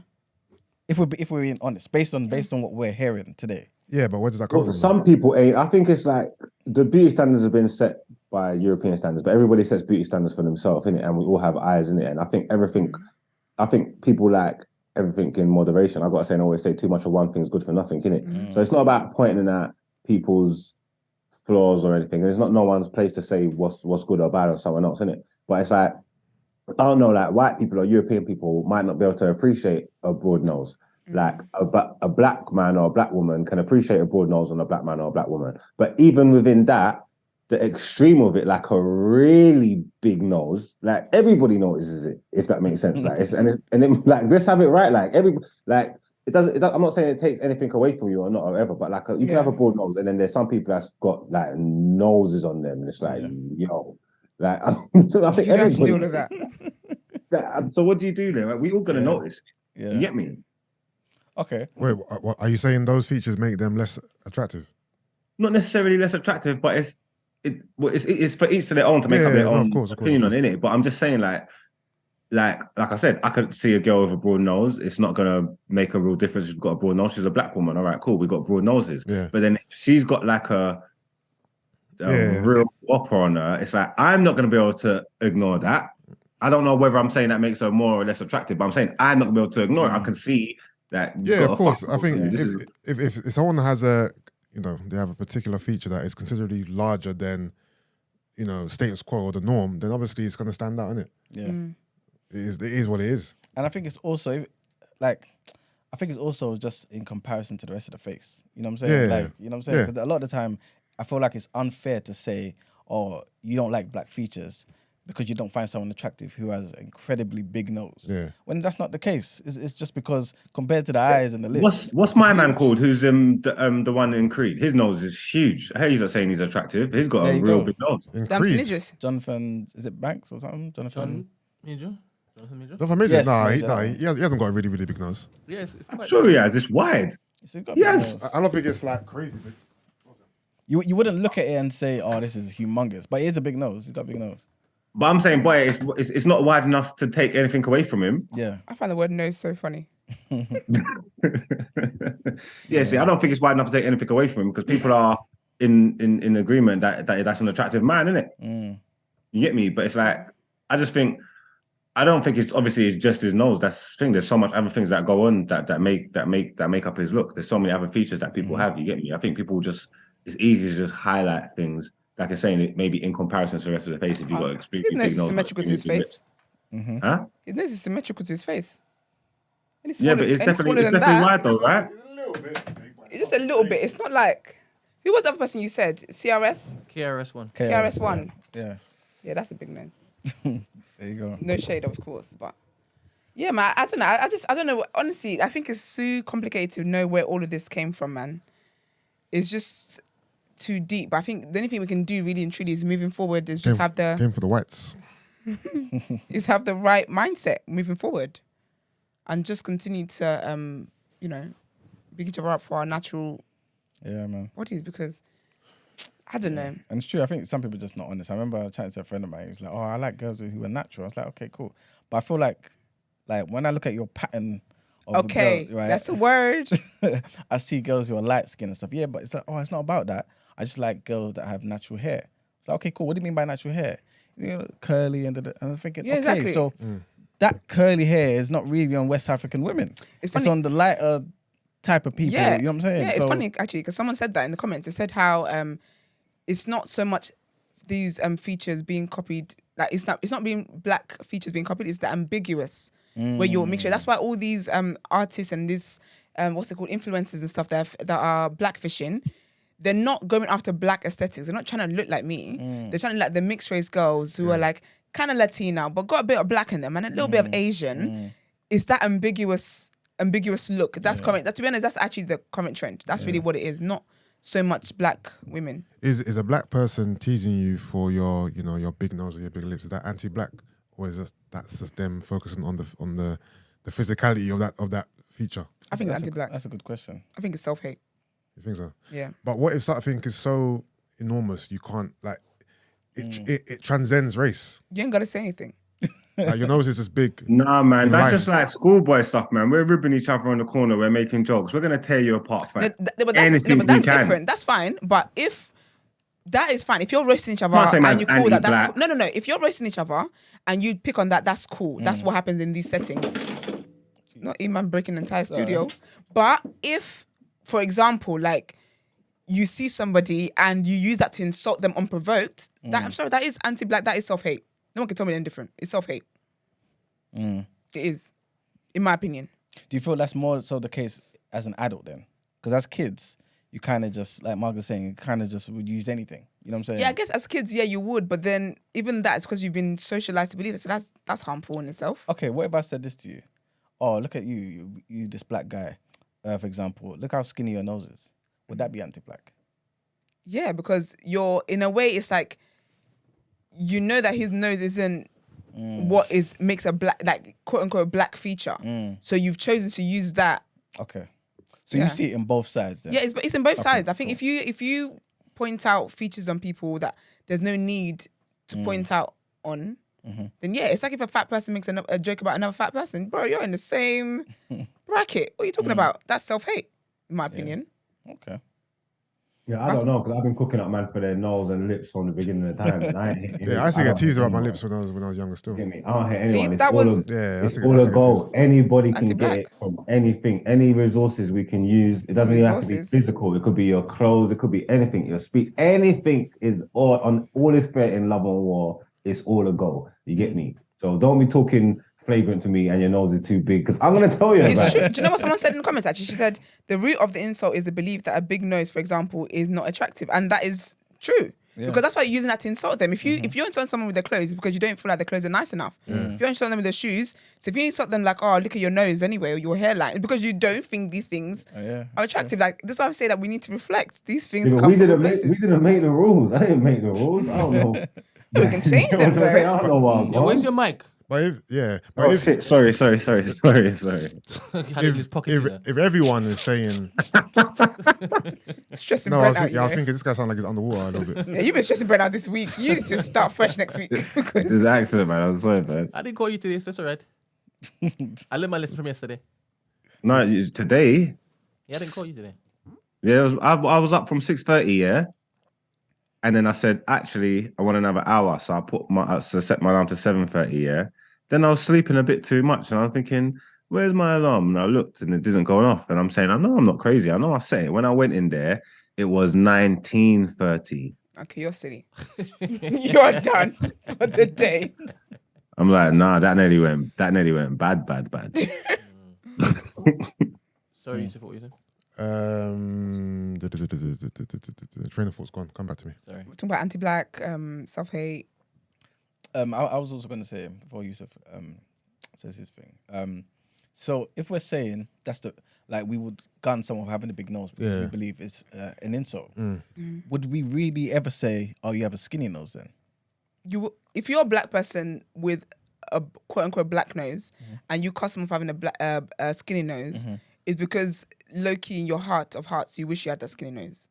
Whatever, man. I'm not hearing this shit, man. People cuss me for being light skinned all the time, man. Still wanted me to be the butt of the jokes today in 2022. Yeah, but that talking doesn't about make- we're kids. Till this We day. ain't no Till fucking this kids. day, but that doesn't We ain't no make that fucking right. kids till this day. Because- Man, be chatting because shit you know, to me it's- about why are being you light insulting them skinned. about having a Anything I skinny can cook, nose? man, about, I'm cooking them about. I don't give a shit. What the fuck's it got to do with me? But Esther, why does it work that way? Why does it work where I'm cussing you about your skinny nose, I want to have it, but if I'm cussing you about the big nose, I see it as an insult. Yeah, because so it's almost one of those. I feel like it can come from in my opinion, it can come from a place of insecurity where you might. It's like when people question. Well, actually, like Mark said about people calling him, light skin or whatever. That has an undertone of like you're not really black. That's an insult. That's an insult to a person. Do you get what I mean? So if I'm saying, look at your skinny nose, and I've got quote unquote what society sees as black features, you're essentially trying to insult that person's blackness of like, you're not even like black, you get a skinny nose. Do you get what I mean? Like you're basically saying you got a white nose. No, That's an insult. I get what you're saying. I get what you're saying there. Yeah. But it's only because you said, it's like you want to have that nose. You know Yeah, what but I'm saying? that's what I'm saying. That it's a form of insecurity because when I see I don't have a problem. You wouldn't identify in someone something that may not trigger you in some kind of way. I have no reason to bring up how skinny your nose is. Well, unless like funny looking or something. But I have no reason to bring up how skinny your nose is if we're going in a back and forth and. Because what's the point? What was the reason behind that? If it's a wonky nose, that's different. Do you know what I mean? But to someone who's black and they've got a skinny nose and to just say that, like I feel like sometimes things don't really make sense. I think it's the messaging behind about features and all these things that makes it deeper than what it is. So it can't just be a passing comment without where's that come from? Danielle says, ultimately beauty is defined by having symmetrical features and how evolutionary we perceive a woman to be fertile and of a childbearing age. Round forehead suggests youth. I got a big So is forehead. it a Look at me. science? A round forehead suggests youth. And what's the other one? What's the opposite of youth? A big forehead suggests what? I think Beauty. biologically, I think Danielle's right, man. But obviously, I think that kind of existed when cultures were kind of by themselves. You know what I'm saying? When you mix into other cultures, especially if you've got a culture that's in a better economic position than yours, you may want to have features like theirs so that you can kind of fit in. You know what I'm saying? Hence, many people, especially in the early, I don't know, the last century in America, you get loads of these light-skinned people who, obviously they're black, but they're closer to white looking. You know what I'm saying? You even get in certain organizations where it's like, it seems for some reason, the leaders of these organizations, yes, they represent the black people, but all the leaders are light skinned. Yeah, do that. Why is this? You know what I'm saying? Yeah. Like even one of the organizations that I like, but I won't talk about that. You know what I'm saying? But it's like, why is that the case? You know what I'm saying? So, yeah. It's an interesting one. I think it's just something we all need to just think about sometimes where these things are coming from. And someone said something about insults come from a place of insecurity, and I do believe that. Yeah. Sometimes it might not be that. Of course, it's not one size fits all for everything, but sometimes you got to reflect on, why it is that you find this more attractive. And yes, people talk about preferences, but why is that your preference? You've got to reflect on that as well. Yeah. I remember Koi saying, before we wrap up, I remember Koi saying something about, actually hers was more so about dating. Like, why is it that you would have a preference for another race? Like, you can love who you want to love, but like it seems like you've had to purposely go against the grain to like someone that doesn't look like you. And you have to ask that question, like, why is that though? You know what I'm saying? I feel like every single thing we do, we've actually got to think about where it comes from, because sometimes things are so subtle you don't realize it comes from somewhere. Yeah. My typing men, I've had to question why is I like what I like, and the men from the country that I like, and the age that I like. Do you know what I mean? You got to look into these things, and I'm here for anyone having whatever preference they want. You find what you find attractive. No one can beat you. However, problem one for me is when you then speak on other people, especially if you're black. For me, I'm only ever in black business. So if you're a black man and you find other races attractive, there's nothing wrong with that. That's what you want. That's go forth, king. But if you start to talk down on black women, then the devil's using you, and and you actually got to figure out why it is that is your preference. What is it about that? Because a lot of men need to admit that is because they don't want to be with black women so badly, because for them, black women have been attached to difficulty. They've been attached to nagging. They've been attached to, oh, you do too much and all these things. You got to reflect on that. You will not get to know that until you reflect on what it is and why you like what you like. And there's nothing wrong with that. Open up conversations and open up, look inside. I think. Sorry, maybe as a last thing, right? Sorry, this applies to white women as well. I like black men. But I feel like maybe I'm being optimistic. You guys correct me if I'm wrong, but I feel like as we become adults, we don't kind of dwell on certain things that we used to as like secondary school people. You know what I'm saying? Like what? Like what? Like, for example, I'll never forget. I was on a bus, yeah, and there was this girl that I used to see on the bus all the time. I'm always laughing already.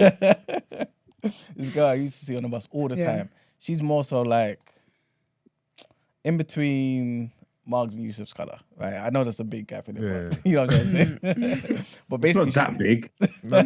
Margs is huge.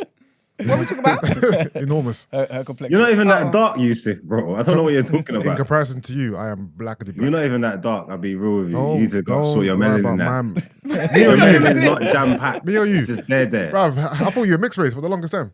Yeah, I know you did. That's because you're uncultured swine. You get me? Anyone who knows what real niggas look like knew what I was when I walked in the room. You get what I'm saying? I can't help it.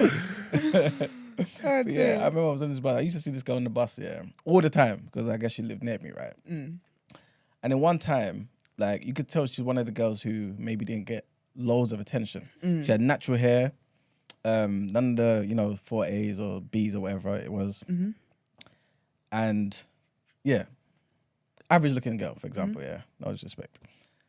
But one day, I see her on the bus chatting to some other girl who also gets on the bus sometimes, and they're having a conversation, and I overheard them saying it, and she was like, oh yeah, this guy moved to me, but I wasn't really on it. And she's like, why? Oh, he was too dark. Like, I heard this, and I'm thinking to myself, I say all that to say, I don't think I would hear that today as adults. Nah, you never can't.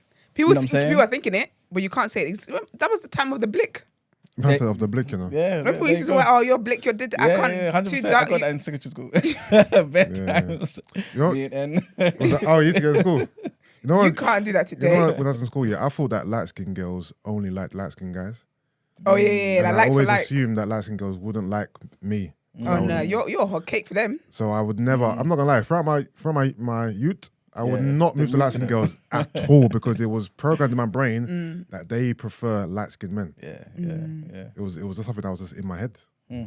It's weird because for the longest time, like being in this society, obviously when I was in Nigeria, all blacks, nigga, you gotta like me. But when I was here, for the longest time, I just assumed like what a lot of black guys I saw, I just thought, they just like light skinned girls. That's because a lot of them, that was their preference. That's true. And it's funny actually because a lot of the guys I had to unfollow a few people the other day. If you didn't watch the show, but No one's gonna beat me.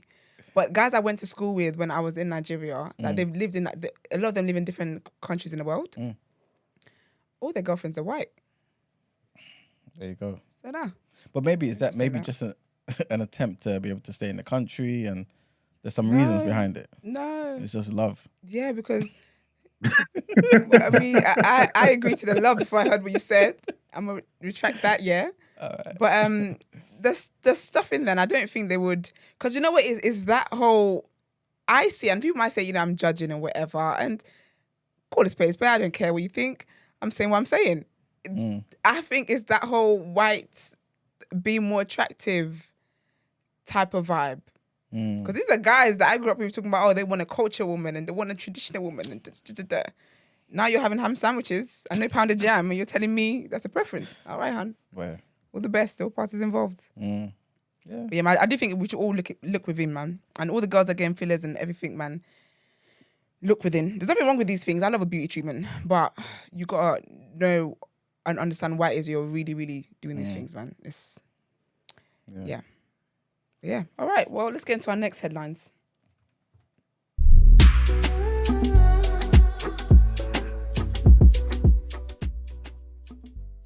So next headline, again, is kind of linked to the previous headline, which is about general election. So Labour leader Sir Keir Starmer has called for an immediate general election following the resignation of the Prime Minister. Sir Keir said the country cannot have another experiment at the top of the Tory party.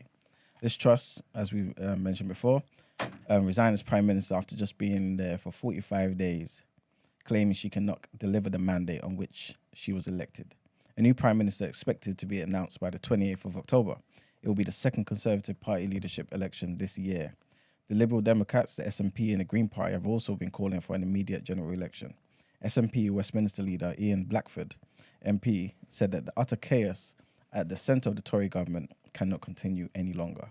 And the Lib Dem leader Ed Davey said, "We do not need another Conservative Prime Minister lurching from crisis to crisis. We need a general election. It's time for Conservative MPs to do their patriotic duty, put the country first and give the people a say." The next general election is not due to take place until at least 2024, after the Tories won a landslide majority in the last one in 2019, which was under Boris Johnson. So yeah, that's the first headline. The next headline takes us to the continent, to Nigeria, and a lot of stuff was happening yesterday because it was the anniversary of the massacre that happened at Lekki Tollgate. For those unaware, when I read through this, it'll probably make sense, and I'm pretty sure Esther will add a little something at the end as well. But Nigerian police authorities deployed at least 20 vehicles and many personnel to Lekki Tollgate ahead of the walk/drive-by memorial yesterday. Nigerian youths have planned to host a second memorial of the End SARS protests on Thursday at Lekki Tollgate in Lagos State. A flyer was shared by popular musician Folarin Falana, which is Fal's the bad guy. That's right, Fal's the bad guy, on his Instagram on Wednesday. The banner read in part, End SARS Memorial 2.0 procession in memory of those killed on October 20th, 2022, and those we lost to police brutality. We will walk and drive through the toll gate, blasting horns, singing and chanting in unison through the toll gate and waving our flags. Similarly, comedian and social justice activist Deborah Adedayo, which is Mr. Macaroni, also tweeted that he would be participating in the event to honour the memory of those killed by police brutality. According to the panel's finding, so there was a finding that we actually looked into this whole thing, this massacre, right? And according to their finding, this tragedy saw at least 9 people killed, confirmed to have been killed by security agents deployed to the scene, while several others were left with life-threatening injuries. Sahara reporters had reported how soldiers moved several bodies away from the scene of the massacre in their vans to a hospital in Lagos to conceal the killings. Trigger warning. Soldiers deployed for the mission told relatives of victims that they were sent by the Lagos state governor to violently quell the protests. Hence, this planned anniversary is aimed to preserve the memory of the unarmed civilians who were murdered by the security operatives during the protests at the Lekki Tollgate when they were sitting on the ground, singing the national song and waving their national flag. Global human rights advocacy group Amnesty International on Thursday lamented that over 40 protesters are still in prisons across Nigeria 2 years after the NSAS protests. According to this group, panels set up to investigate police impunity also failed to deliver justice to victims. So they posted a statement on Twitter, and this is what they said. So 2 years after the NSAS protests, over 40 protesters are still languishing in prisons across Nigeria, while panels set up to investigate police impunity have failed to deliver justice to hundreds of victims of police brutality. 2 years ago, the Nigerian army and police killed at least 12 people at the Lekki tollgate in Alausa in Lagos State, while pro-government armed groups deliberately instigated violence at many NSAS demonstrations in other parts of the country. A further 21 NSAS protesters were held incommunicado for 14 months at a correctional service in Abia State for participating in the protests. On Friday, the 4th of February 2022, they were released without charge following an intervention by Amnesty Nigeria. So sad. Yeah. Yeah, man. Yeah, that's the end of the headlines. Right, well, let's get our gist on. What did I say?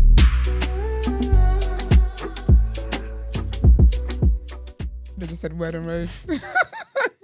But all right, so I haven't got too much for you guys today. But so the first one is about John Legend, and he recently sat on a podcast, and I thought this was really good to share, just because people see people's relationships, and they're always like, "Oh my gosh, relationship goals," not knowing how it is that they started.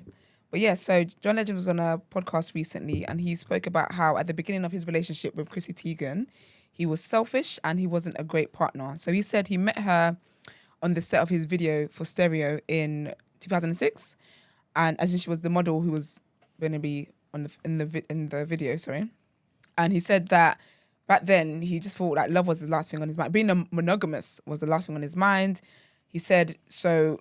Because of that, like, they were talking here and there and date whatever, but he never really, it just wasn't his thing. And he was like how he was really into her and he was excited about her, but he was in his 20s and he just wasn't ready to be a fully committed partner. But then he said how when you stop being so selfish, when you think about not only the joy you get from a situation and the pleasure you get from it, but also think about your responsibility and your commitment in that situation, you just grow and you mature.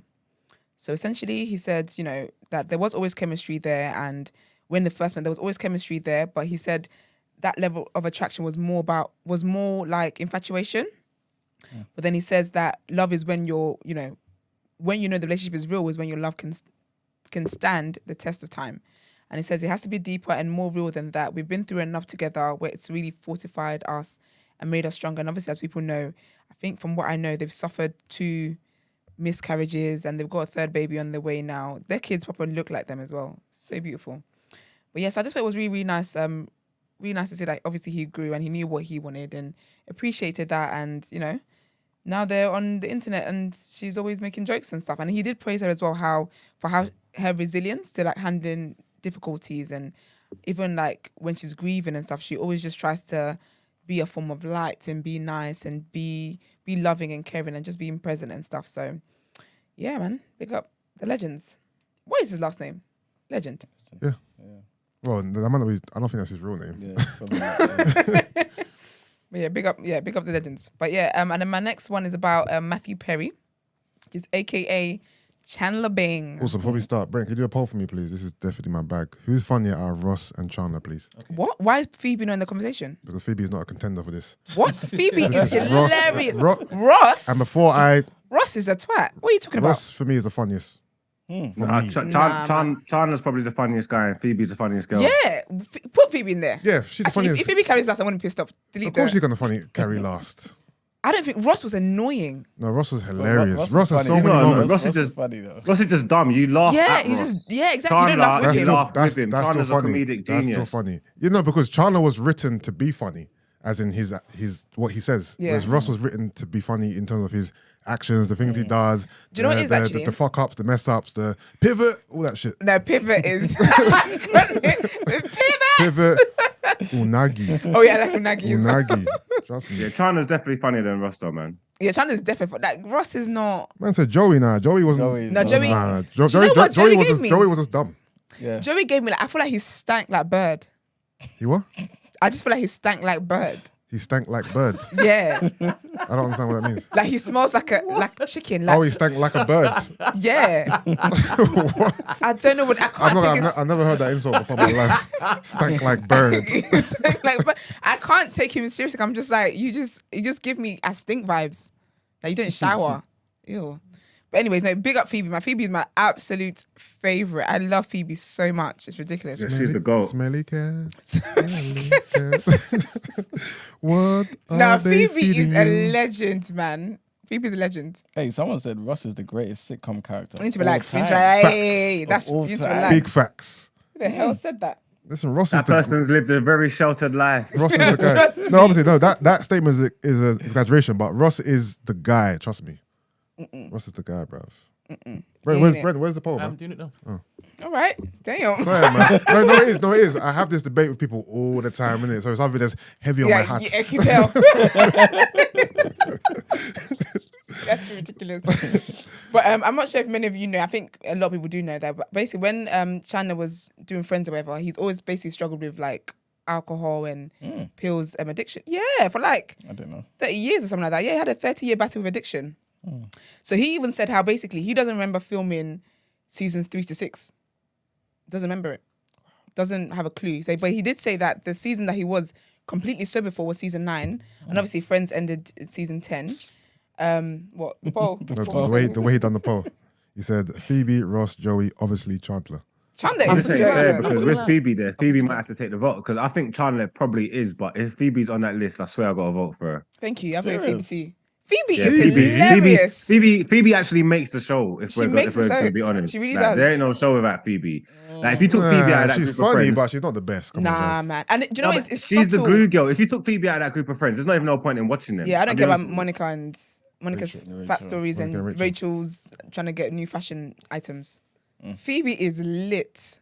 Phoebe, my fave, man. I love her. And she was like, I remember when I watched the reunion, because she's quite older, like a lot older than them. And she was saying how she used to be so like paranoid about that. And she thought people could tell, but I Is it? didn't know. What's Yeah, not what's at the gap? I think it's like a 10-year gap, you know. She's 10 years older than the rest of them. You know me and my alternative facts. But when I say something, I never expect you guys to be like, wait, what? I just expect you to accept it. Making a scene. But yeah. But she is like significantly older than them. I think they were like in their 20s. No, I might be right. I think they were in their 20s and she was in her 30s. I'm going to check now. Yeah, have a look, please. But yeah, so he talked about, battling, his 30-year battle with addiction and how basically nearly cost him his life. And he said how in 2018, the doctor basically said that he had a burst in one of his things, one of the organs, whatever. He had a burst in one of his things. That's What what kind I of heard too. recording is this? Wow. Marks, I never thought it'd be you to do that to me. Wow. No, that is crazy because I wanted to know where you can't say he had a burst in one of these things, man. This is wild. Okay, I've got it for you. A gastrointestinal perforation. Okay, so he had a burst in one of his things. Sorry, my bad. You're on timeout. You're dead on timeout. But yeah, so basically when that happened, his family was told that he had a 2% chance to live. Can you imagine?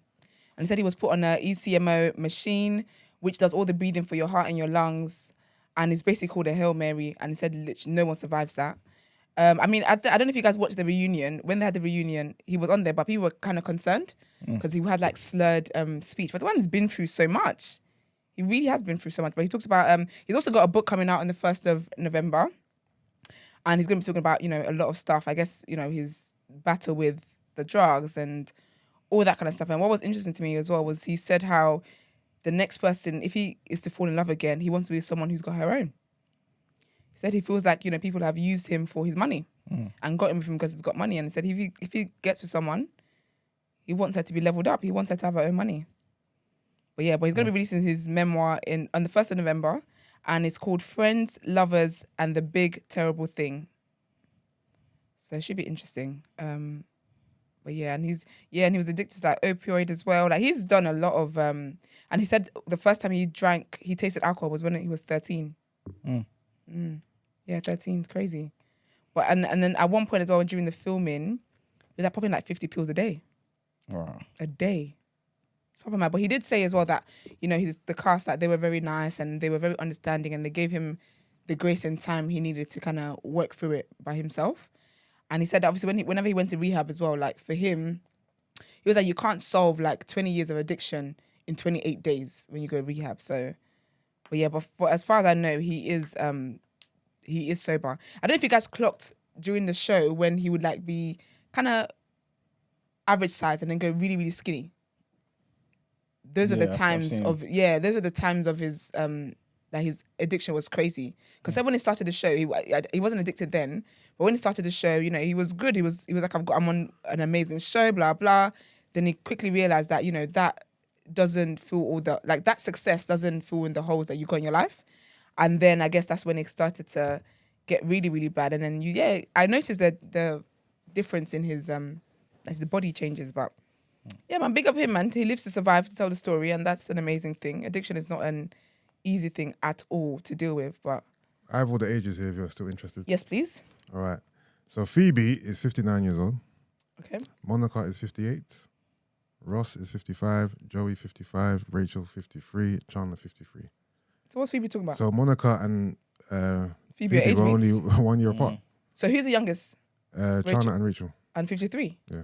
So she's only 6 years. She's so dramatic. Yeah, she was dramatic. But then again, that is what Phoebe does. So it's lit. I thought her story was always so sad though, and to drop it so like casually. Like the things that happened to her as a kid. It was wild. She's like, oh yeah, like, you know, my stepdad, he's just in prison because he killed a man. It's like, what? But no, man, big up Friends. I only watched Friends for the first time last year. What, ever in life? Ever in life. Serious? As in what, the whole thing or just a couple episodes? No, like the whole thing. Okay. I just thought it was, you know, not my time. You know, I'm quite young. Yeah, and I think everything. I've probably seen every single Isn't it? episode of Friends. Yeah, I have now. And I've watched it like over and over again. What's your lot like most memorable, funniest like episode? Friends. Oh, Friends, there's too many, man. Or episode or like a scene. Both. Okay, one of my favorite ones was when Rachel moved in with Phoebe, yeah?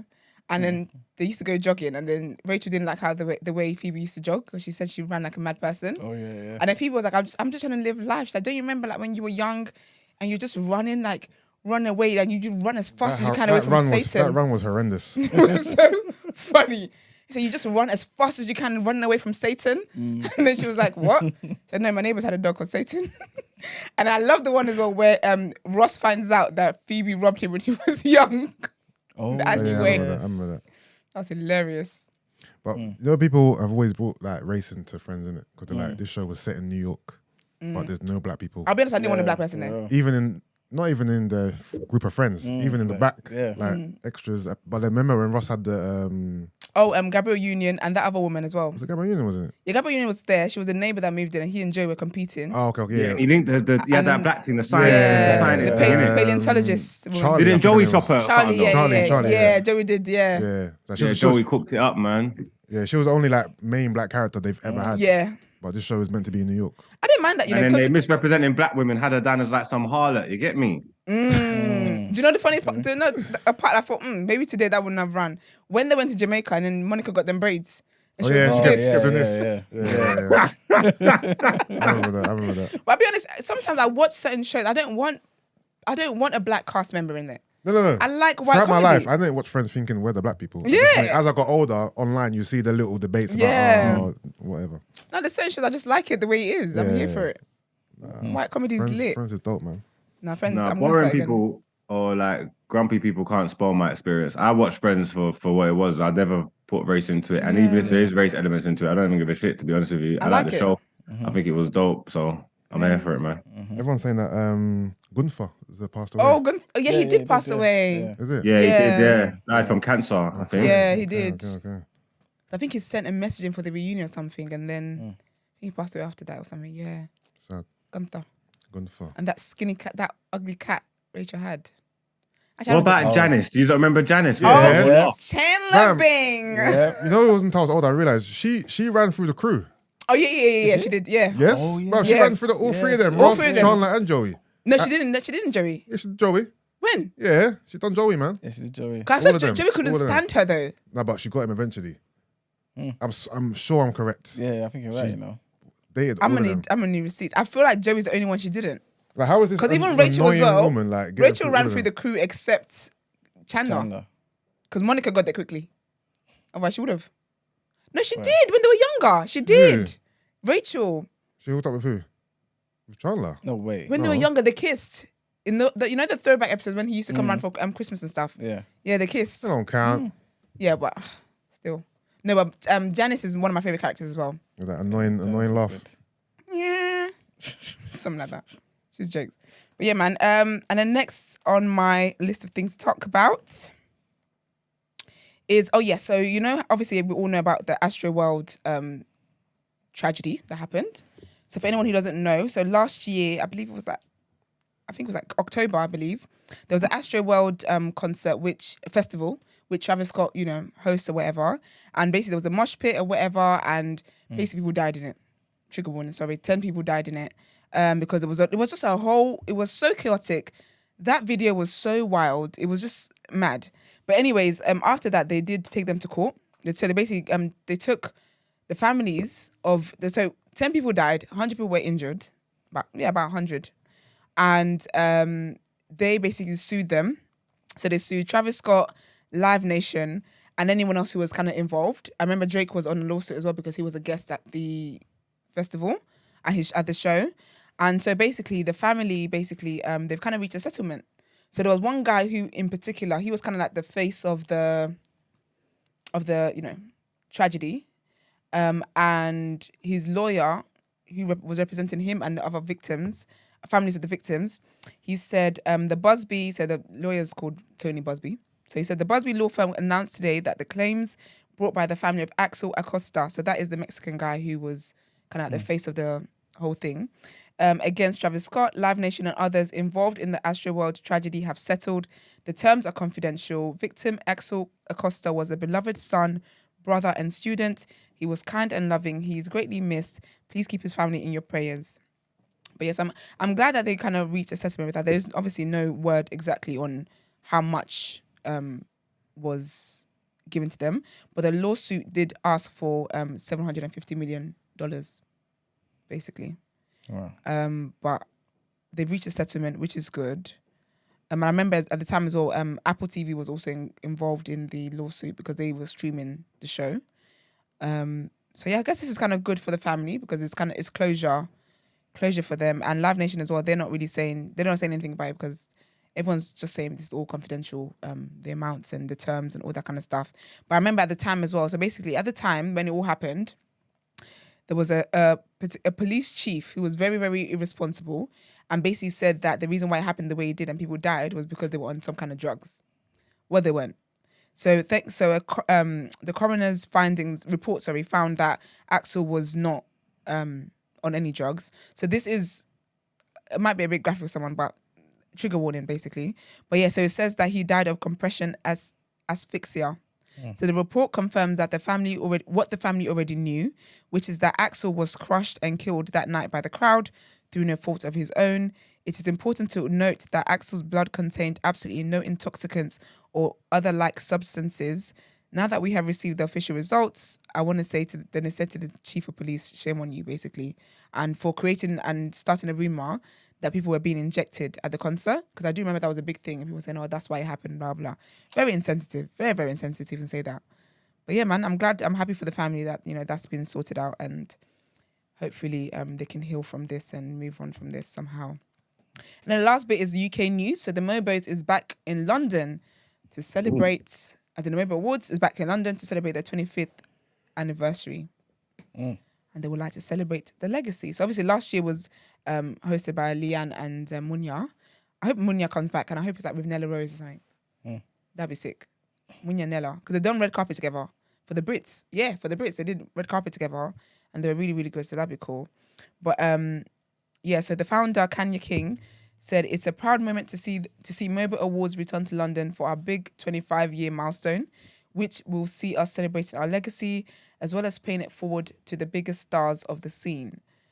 25 years ago, I put my house and sanity on the line to make the first Mobo Awards happen at the Connaught Rooms, and what an incredible journey it has been. Mobo continues to create a cultural and social footprint. It will continue to be an agent for positive change in arts, culture, music, and society as a whole. And said, via our mobilized mentoring platform, we aim to truly create change opportunities and equality in the workplace to level the playing field at every level, at entry level, all the way up to the boardroom, but there is still work to be done. So big up the Mobos. And the tickets are actually out. If you'd like to attend, tickets are out today at 9 a.m. Well, too bad you missed the sale. Mobiles are rude. They try to give me the pre-sale thing. I could have got them yesterday. You get me? But I How don't are they understand rude? why. Oh, what did you Because give? I don't understand why they're selling them to me for. Yeah, that's our clock. That's our clock. No, because I'm on the committee. Oh, is it? Are was you? it? You probably Yeah, I'm got- a voter. No, but Okay, is it? okay. Did they send it to you by email? Yeah. Oh yeah, that's just a thing. It's That automated. can be on the committee and you got to pay for tickets. It's an automated thing. not It wasn't saying. personal. Did they say hi, Marks? No, it doesn't. No. Exactly. It's an automated thing. You're on the subscriber. Yeah, It's but your where subscription. I put input into the nominees and stuff, I should be allowed to roll out for free. No, you will be. True. I think it's just you're subscribed to email Yeah. contacts. That's what it was. I think There's no some- way I they're think making you someone's pay. been giving my email out, man. Really? Right, What are you wait. getting? Last couple of days, I've been getting so much junk mail. It's like unprecedented. It's crazy. You gotta block them. Someone sold my email, bro. Is it Gmail? Yeah. Yeah, Google sending out our Fam, so many information. just crazy companies just emailing me out Yeah. of the blue. This. I'm like, what the fuck? I got a lot of people telling me I've got inheritance to claim. It's ridiculous. It's absolutely stupid. But yeah, the Mobo Awards will be on the 30th of November, and it will be live streamed on the Mobo YouTube channel as well. And yeah, man. I better get a proper invite. That's what I know. I'm not voting this year. Have the voices happened already? I don't think so. I'd have to check my emails, but I don't think so. The way they made you buy a ticket, you didn't attend the voting. I think nah. what's happened in UK music this year? Like, I'm trying to think like who are the nominees for stuff. I can't really, I can't. yeah. Oh, we'll see. Don't know. Basically, you get like a big, huge pool of people for all the categories, and then we have to vote and whittle it down for them who the public get to pick from. Yeah.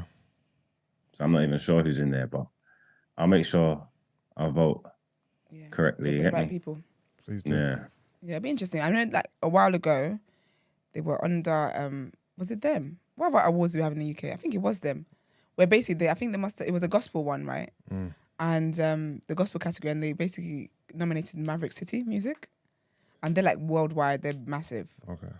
And people were like, "You've got British people. This is meant to be for British, like celebrate British culture and highlight British culture, and you're out here giving people that don't even know Mobo exists nominations." But it was a whole scandal from the Christian Twitter, which I am unsubscribed from for reasons I'll disclose another day. But yeah, that is all from me, guys. Should we get into People's Journal? All right, so we have the end of the poll. Oh yes. Oh let's yes. The results are in. go. The ballots in. 42% Phoebe. Woo! How did Phoebe win when she wasn't even the person I put up for the fucking poll? because I couldn't believe what you said. I said Ross or Chandler. Yeah, Brent tricked you because I was always going to vote for Chandler, but then when I saw Phoebe's name there, I was like, All right, Brent, who's And read the rest. out of Ross and It Chandler? is definitely because Mark said he's voting for Phoebe. No, it's not. Don't be silly. All Achilles said, I don't even know what Friends is. I lie? I don't know if Phoebe You is. skewed the Yep. votes, man. Yep. Can I read? I'm going to read the rest anyway because Ross got 25%. Yeah. Joey got 8%. Whoever voted for Joey, you have bad taste. But Brent even had the audacity to do obviously Chandler. Got 26%, mate. So what? So just 1% between Chandler and Ross. Yeah. who won though, Ross or Chandler? Phoebe. Oh, Chandler. You won Oh, by see, then 1%. No, but it's clear. It's clear that the It doesn't Phoebe matter. thing, the You Phoebe can't thing ask ruined for it. a vote. The You can't ask for a vote. I and asked then for a vote back between to Ross and percentages. Chandler. No, 1 second. Ross You and can't- Chandler. What do you mean You serious? can't ask for a vote. No, you and heard then me. moan about No, I thought it was the percentages. funniest That's not friend. fair. No, you heard me, man. I probably did. I said just Ross and translated Chandler. it differently. Oh. Yeah, but No, you but- asked for the vote. Yes, You asked for the between vote, Ross so you and can't- Chandler. so Yes, you I can. can't- I you can. can't- but you know it is, yeah. And Because Chandler won. Phoebe's Chandler there, got because more than Phoebe's there, Ross. because Phoebe's there, people are putting votes Let's elsewhere. whittle it down. No, but Chandler do you got more than hear Ross, that? though. Do you hear What? the irony in that? Yeah, by 1%. But what I'm saying is Phoebe being there and Joey being there has skewed the voting system. No, but how can that be? Because if he was so damn funny, then he would have won. It ain't about being so damn funny. It's about it's about only having those two there, so all the votes are focused on those two. All right. So you don't think Phoebe's funny? She's funny, but she's not as funny as Ross. Well, the stats say otherwise. Let's get to the People's Journal, people. Come on, let's do it.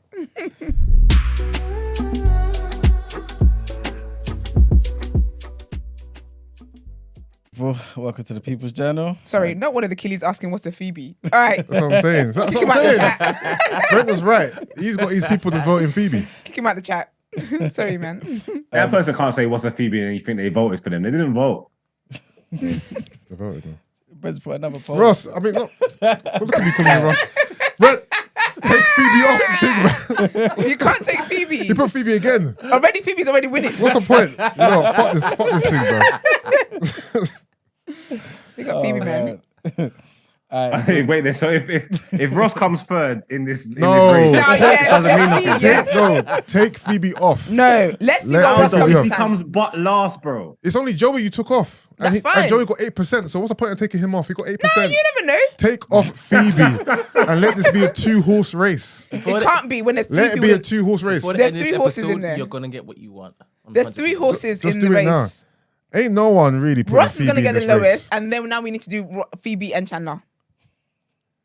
Hopefully your man gets it. But Yeah, you I'm not know. even gonna lie. The proper poll should be who's the funniest, Phoebe or Chandler. Oh, That fuck should this be- shit. man. Honestly, like, Fuck this shit, man. let's see what happens to Ross. Fucking Ross is haters. losing.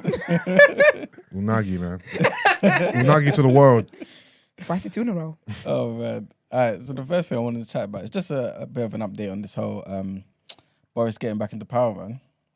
So as it stands right at the moment, right, according to official polls, it's looking like Sunak is kind of in the lead in terms of how many backers they can get. Wait, stop. Brent ended the poll. Phoebe won. And Ross beat Chandler. So Ross got 33%, Chandler got 23%, And Phoebe got 43. I ended it because I'm gonna put up your one. Alright, cool.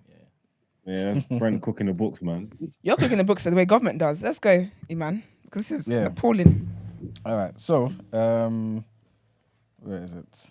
Bear with me. Yeah. So basically, at the moment, Sunak is looking like Sunak is the favorite, right? He's the front runner because in terms of the declared votes, it's looking like Sunak has got 35 openly declared votes. Johnson's got 19. And Penny's got 11. Right, but behind closed doors and whatnot, it's looking like some people actually believe Boris Johnson could get 150 votes.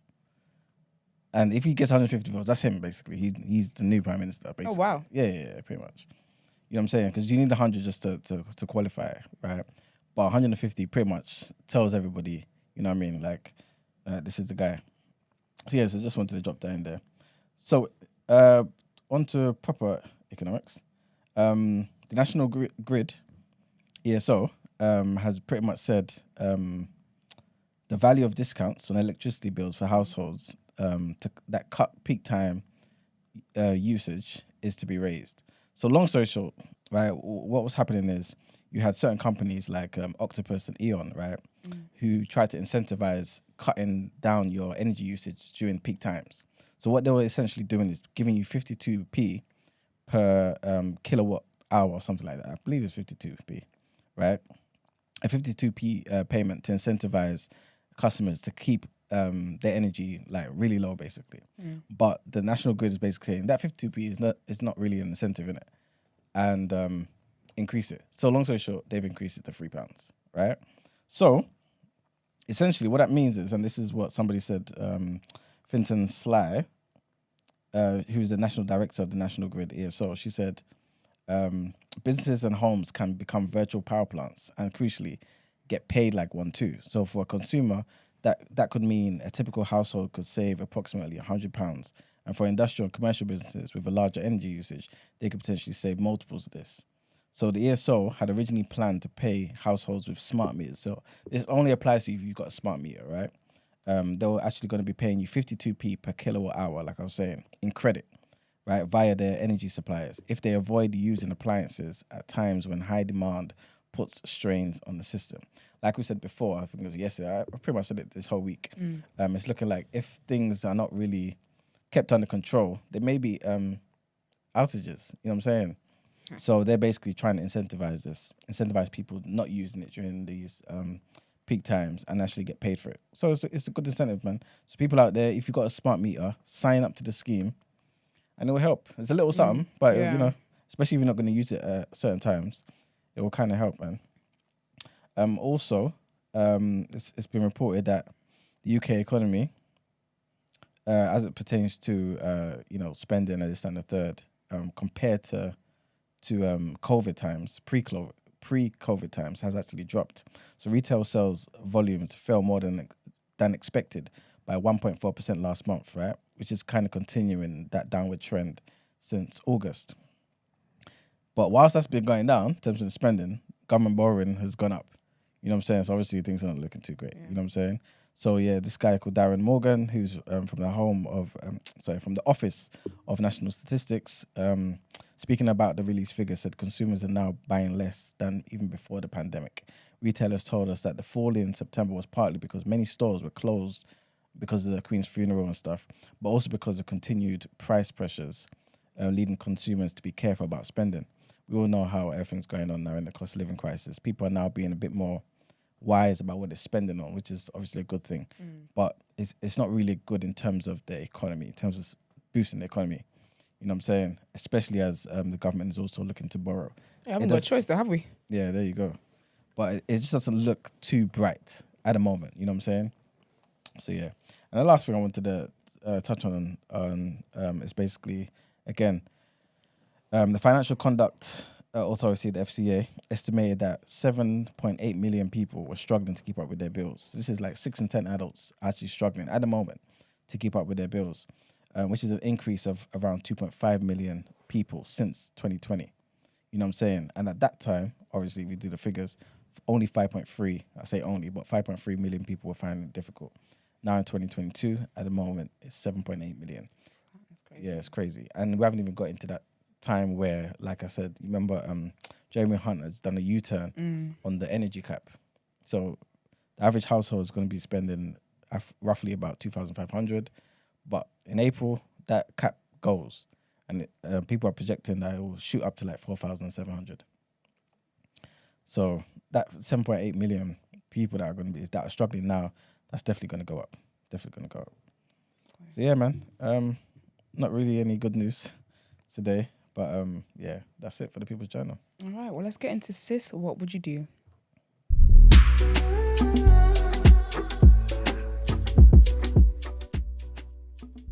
The song is a bit intense. I forget what it sounds like. It's just like, damn. All right, so it's a Friday segment. Sis, what would you do? Good morning, my beautiful black people. As always, loving the show. Big up yourselves. This is really random, but I need some advice. I'm a project manager, but I mainly work for myself or work remotely. Now I'm in a new role, having to be in an office twice a week. And one thing they love to come with every other week is let's go for drinks after work, guys. They love it in the office. I'm running out of excuses. Like Esther, I'm antisocial. Who told you I'm antisocial? I'm not here to make friends. I'm here to work, get paid, and go about my business. Since I'm Muslim, I was going to come with the I don't drink spiel. But then they will come with, oh, you can have an orange juice. We can go for dinner. So here are my options. Option 1, I tell them what I really want to say. Don't you lot have actual friends? Can't say that. You get fired.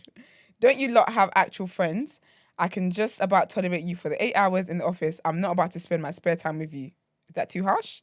Option 2, tell them, before I became a Muslim, I was borderline alcoholic, so I don't put myself anywhere alcohol is being consumed.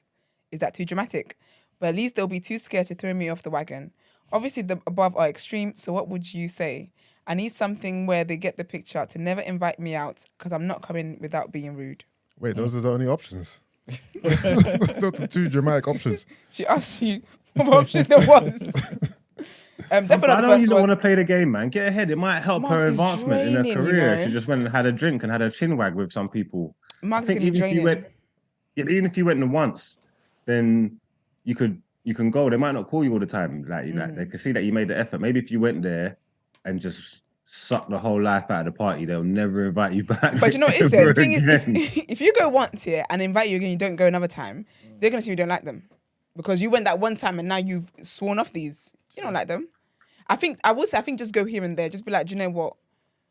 But you know what? It's the drinking culture. We need to, as a nation, yeah, this nation has alcoholic problems. Sorry. Cat out of the bag, I said it.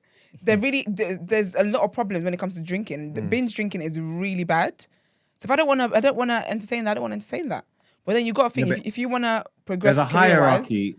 There's a hierarchy, I'm assuming, in all of those things, yeah. And that's how you raise your social standing in that little community and stuff like that. That's how you got to climb the ladders. That's how you get the opportunities and the raises. Like, it's part of work politics. Like, I don't understand why you don't complain so much about playing the game. Like, I think they complain when they don't like their colleagues. Like they can't. Like, Yeah. their colleagues aren't people that they can really socialize with, innit? That's, but bare people don't like their colleagues. Bare people will smile in their colleagues' face when they turn Yeah, around. but that's like, at work. yeah, but I have to do that people here. find it hard to do it in Outside work of and work. then socially outside of work as well. You know what I mean? Yeah, I get it. Trust me, you're right. I am unsocial. I absolutely get it because it's very draining. I think for me, I think if it was a place where I did want to progress and I want to, you know, do the right things to move up the ladder, I have to firm it. The way I firm it at work, I'll just see it as an extended shift. Do you get what I mean? But it's worst when you don't even like the place. You're just here for the, you know, if she's a project manager who does what, you know, probably on fixed term contracts and stuff. You're just trying to be here for the time, like, so you can move on to the next role and move on to bigger things. It's draining. I get it. Mentally, it's draining. But I think it depends what you want to get out of the place. I think them things are kind of necessary. I'll be more upset if they weren't inviting me to the cookout.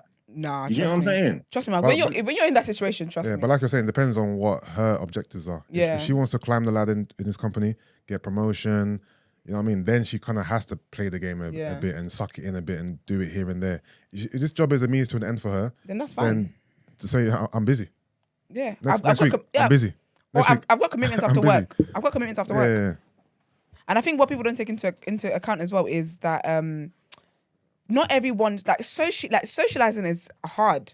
It sounds like yeah, but you're going out to have a good time. No, it can be mentally draining. Not everyone's personalities is set up for that. As much as like I'm outspoken here and whatever, I really don't like socializing. Yeah. I really don't. It honestly drains me. The thought of it, everything that comes with, I'm just like, oh my gosh, like it's very draining for me. So imagine then doing that, and these are my friends who I love. I don't mind, like I love to clink with them, but sometimes it's just like, dear oh dear. Do you get what I mean? Like I've got to do this whole thing. There's a whole thing to it. How much people that I don't even like and I have nothing in common with. Oh no, if I've been to a situation like that, yeah, especially if it was a new situation, yeah, even if that's not my bag, yeah. I would go and take the first invite just so I can get the lay of the land. Because obviously what's happening in the office is what's happening in the office. When these are letting their hair down and they're talking in the pub, I'm gonna know where I stand, where everybody else stands, what's going on. Like I'm saying, just get the lay of the land and the run of the place like that. Knowledge is power. Because you know what it is, yeah? Want to be doing anything. Because you know what it is? They never ever say, let's go out for work dinner. After work dinner. It's always after work drinks. Get help. But the thing is, has she You said... could push the agenda. You could see. Why don't you suggest to them? What about if we went for dinner then? Why don't we go somewhere we can eat? I'm gonna be hungry. They're definitely booing you out of the chat. Has she said how many? Has she said how many? Has she said how many times she's been asked? No. No. So she just said they always ask. Because if you keep saying no, I'm sure they'll get the message. You'd be surprised. You would You know think what I so. mean? You Like would this really. is your fourth no. Oh, but let's not bother asking Esther again. She always says no. You would think that, wouldn't you? You know what I mean? Unless they're But they always- super enthusiastic. They are, and that's the problem. Especially when it's Friday after work drinks, they love it. They absolutely they love it. It's like amnesia hits from what happened from my no last week. That somehow and they always feel like, oh, maybe today's the day she's gonna say yes. Maybe today's the day she's gonna say yes. Yeah. But I really do think it just comes down to your career goals. If you want to, I would play the game. basically. As much as I hate socializing and all of it just stresses me out. The thought of it. If I wanted to make relationships with the right people, I will have to firm it. Yeah. Or just go for a little bit. Go for a little piece. Go for a little 15 minutes. Like one drink and say, I gotta go now. I've got to go, You, yeah. you don't have to be there for 2 hours. Yeah. I mean, And they be there I till think you night should just time. go and just be the dullest person in the whole place, and just be like, they will never invite you ever again. Like when you leave, someone will be like, never. Yeah, but then invite you're her definitely getting a promotion. Yeah. They're getting you She out don't of see that. She doesn't sound like she wants a promotion. She says she works by herself or works remotely and stuff Yeah. like that. She sounds like she's got herself and all that. I don't think she actually cares. To be totally honest with you, so. In it, true. Then they want you to buy around as well. I'm out here Yeah, but buying just- around for 20 people. F There's, off, there's bruv. so many different ways you can skin a cat. You get me? You don't have to alienate anybody, but just Sorry? go and just let them know that it was a bad decision inviting you. Subtly. You never do this again. But no, I absolutely get it, man. I absolutely get it. what is she asking us to pick one of those two or to give her our No, she said, own what would advice? Yeah. No, so you can give her other. She said okay. she gets that above is extreme. So what would you say? If I'm picking, let me just be silly and pick one of those two. I'm gonna pick number one. Trust me. Because you know, Number you, one. Because to make them think that you're an alcoholic or you're some type of you're on the edge alcoholic is a bit dangerous. you know come what I mean? inside one day, they're like, oh no, she Yeah. fell off. Yeah, she fell off the wagon, innit? Yeah, that's long. So let's be honest and say I don't fucking want to socialize with you guys, innit? Leave me alone. I don't know, man. I'm not into all that politics stuff, man. But if you invite me out for a drink, I'll go. Because I'm telling her. Well, here. Yeah. It's different. This is a very, casual environment. This is not corporate. Exactly, yeah. But the corporate stuff is just, it's not for everyone. And I just think that this whole culture just doesn't take into account that not everybody drinks. Like, it's actually a thing. Like, who was it? Oh, Black Girls Living. I think Vic was saying how basically she's got a friend who was Muslim or something, and it was a work drink situation. And they're like, oh, like she was like, oh no, like I don't drink. Yeah. I'm not around alcohol. Yeah. And like, oh, like you can just, are you sure? The thing is, yeah, why is it like a drink is a drink, innit? Like you can have your little lager, I have my orange juice. Why is it like they feel like you have to have alcohol, Because alcohol, or else you're not really fun. you're not really here. You're not really part of the Yeah. moment. It's weird. It's really bad because there's even times I've been out with people, yeah, and I'm like, I'm not drinking today. What's wrong? What is wrong with you that you just want to go straight to the bottle every time? You're the one with the issue. Misery likes company or whatever it is, or whatever Basically. things you like. Basically, yeah, if I'm going to be getting inebriated, yeah, I could potentially say something I'm not supposed to say. There's slip of the tongue, very rare. I'm acting out of character. If I know that's potentially something that can happen, obviously with alcohol, everybody knows these kind of things happen. And you're sitting there straight laced with your tie all done up, focused, watching, listening to everything. I'm saying, nah. Making notes for HR. This don't make no sense. You need to get you need to get with it right now, so we can all say stupid things See, and pressure. not remember in the morning. Yeah, You get what I'm saying? Like, I'm trying to be all straight and focused, listening to all my horror stories and my demons and all these things, And that's and what you're I'm just here there, for. just taking it all in. Nah. Come get with it.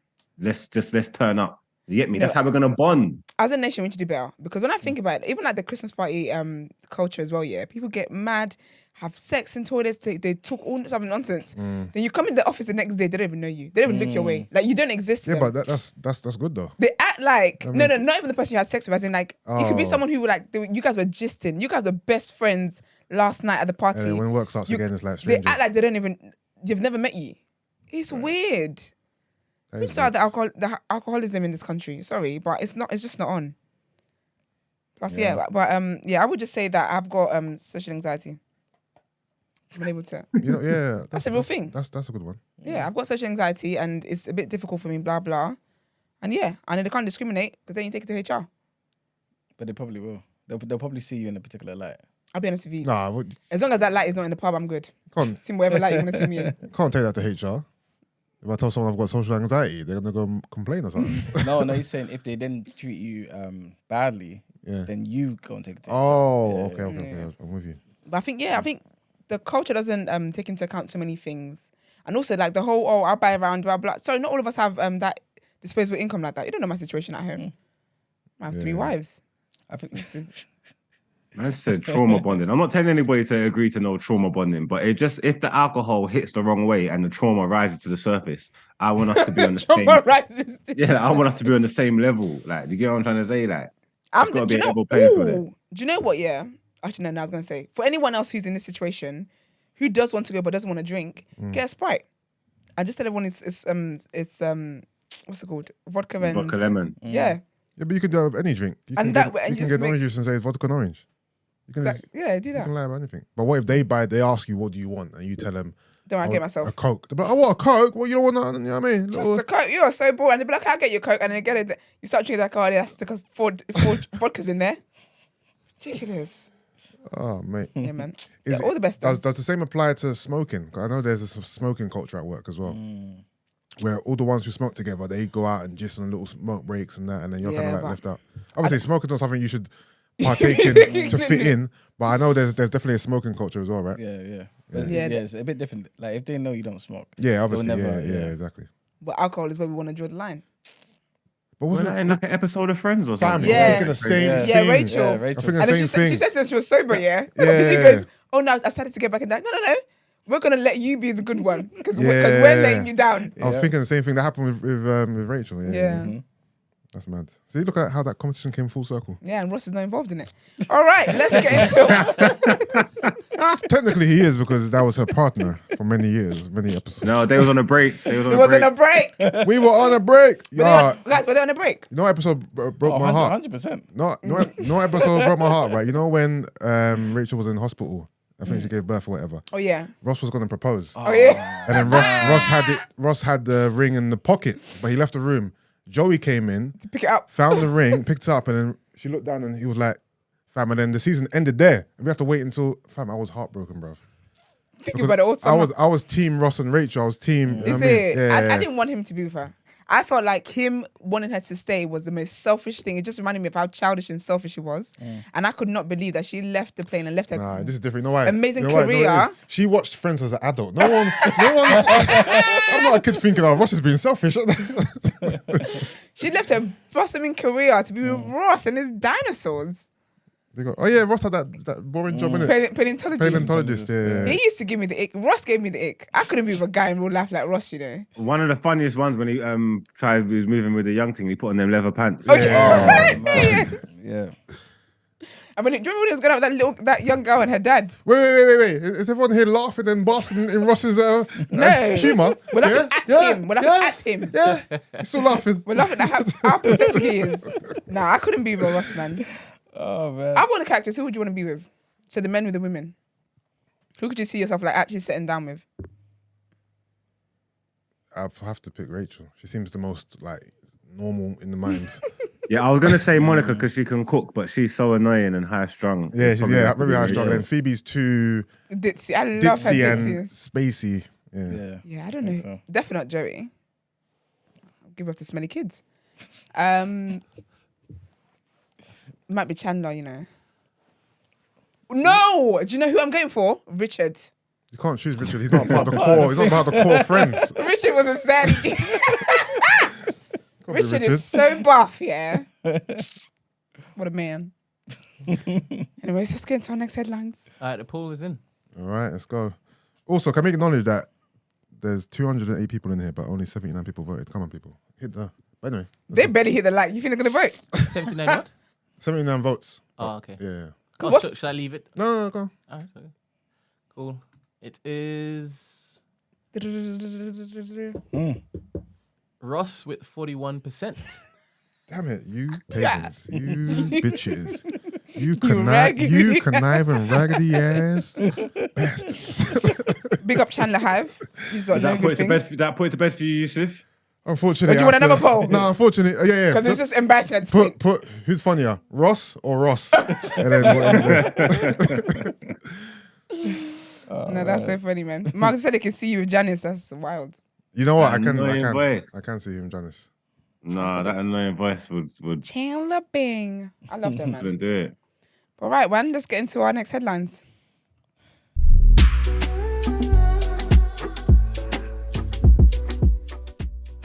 Segment. So in my mind, I'm like, oh, this is it. All right. Damn. So, US chess grandmaster Hans Niemann is suing rival player Magnus Carlsen for at least $100 million after the Norwegian world champion accused him of cheating. In the latest move in a scandal that has rocked the chess world, Niemann is also suing the website chess.com, which published a report saying he likely cheated in more than 100 online games. Niemann says the defendants colluded to destroy his reputation and livelihood. Lawyers for chess.com said there was no merit to Niemann's allegations. In his filing, Niemann, who's 19, accuses Carlsen of launching a smear campaign against him in collaboration with Carlsen's online chess company, Play Magnus, and chess.com, which has agreed to buy Play Magnus.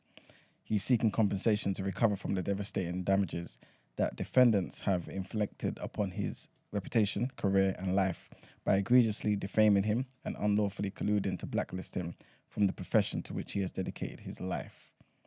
Lawyers for chess.com dismissed the allegations and said the company looks forward to setting the record straight on behalf of its team and all honest chess players. Carlsen did not immediately respond to requests for a comment. So we spoke about this before, about this guy. But yeah, it seems like he's countersuing. He's not accepting that people can just be out there saying he's a cheater, man. Because what it's looking like now is that you're going to get other companies not wanting to allow him to sign up and utilize them, basically. So obviously, just destroying his livelihood going forward. So yeah, long story short, he's suing for 100 million, man.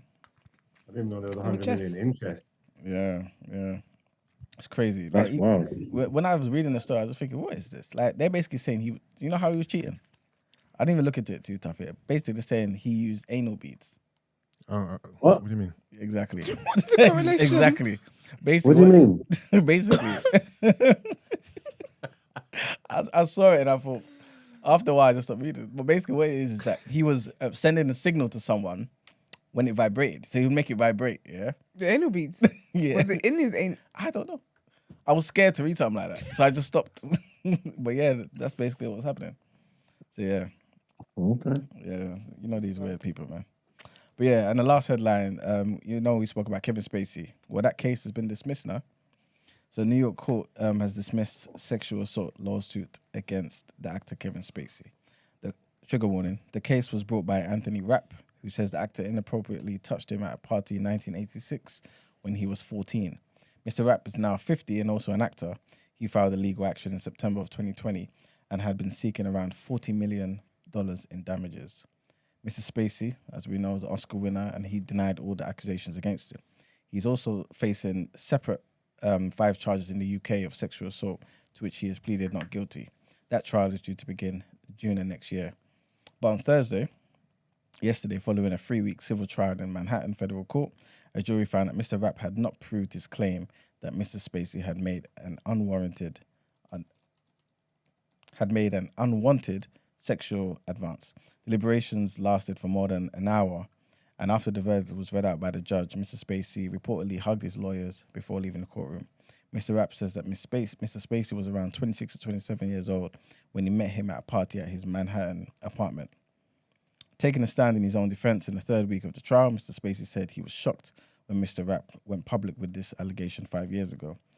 This is what Spacey said. I didn't know how this could possibly be true, adding that he would not have been sexually interested in Mr. Rapp as he was underage. Mr. Rapp's lawyer, Richard Steigman, argued there were gaps in Mr. Spacey's memory and changes in his recollection. But Mr. Spacey's lawyer, Jennifer Keller, countered that Mr. Rapp's story was a fabrication, and she said he was getting more attention in this trial than he has in his entire acting life. And yeah, that's the end of the headlines. Yeah, so Kevin Spacey's off, man.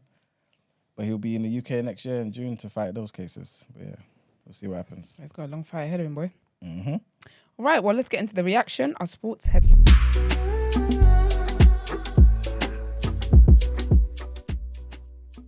Okay, so the first thing, Steven Gerrard, man, got sacked. Steven Gerrard. Always gonna happen, man. Yeah, man. He's been sacked as the manager of Aston Villa after just 11 months in charge.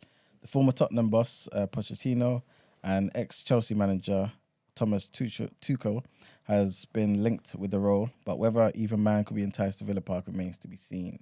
Gerrard's sacking was announced immediately after his side suffered a comprehensive 3-0 defeat against Fulham at Craven Cottage. And this is Villa's 6th defeat in just 11 Premier League games.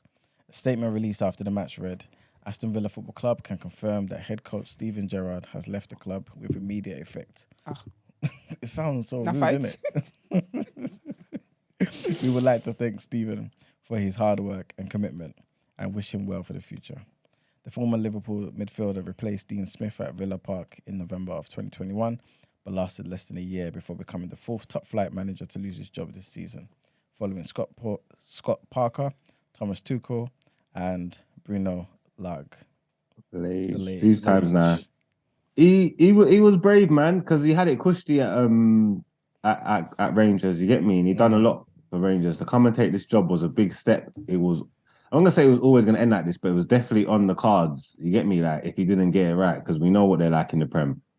I don't know where he goes after this though. That's the only thing. When he took the job, that's what I was thinking. It's like, all right, if this don't work out for him, where does he go afterwards? Because his career was on a certain trajectory. You get me?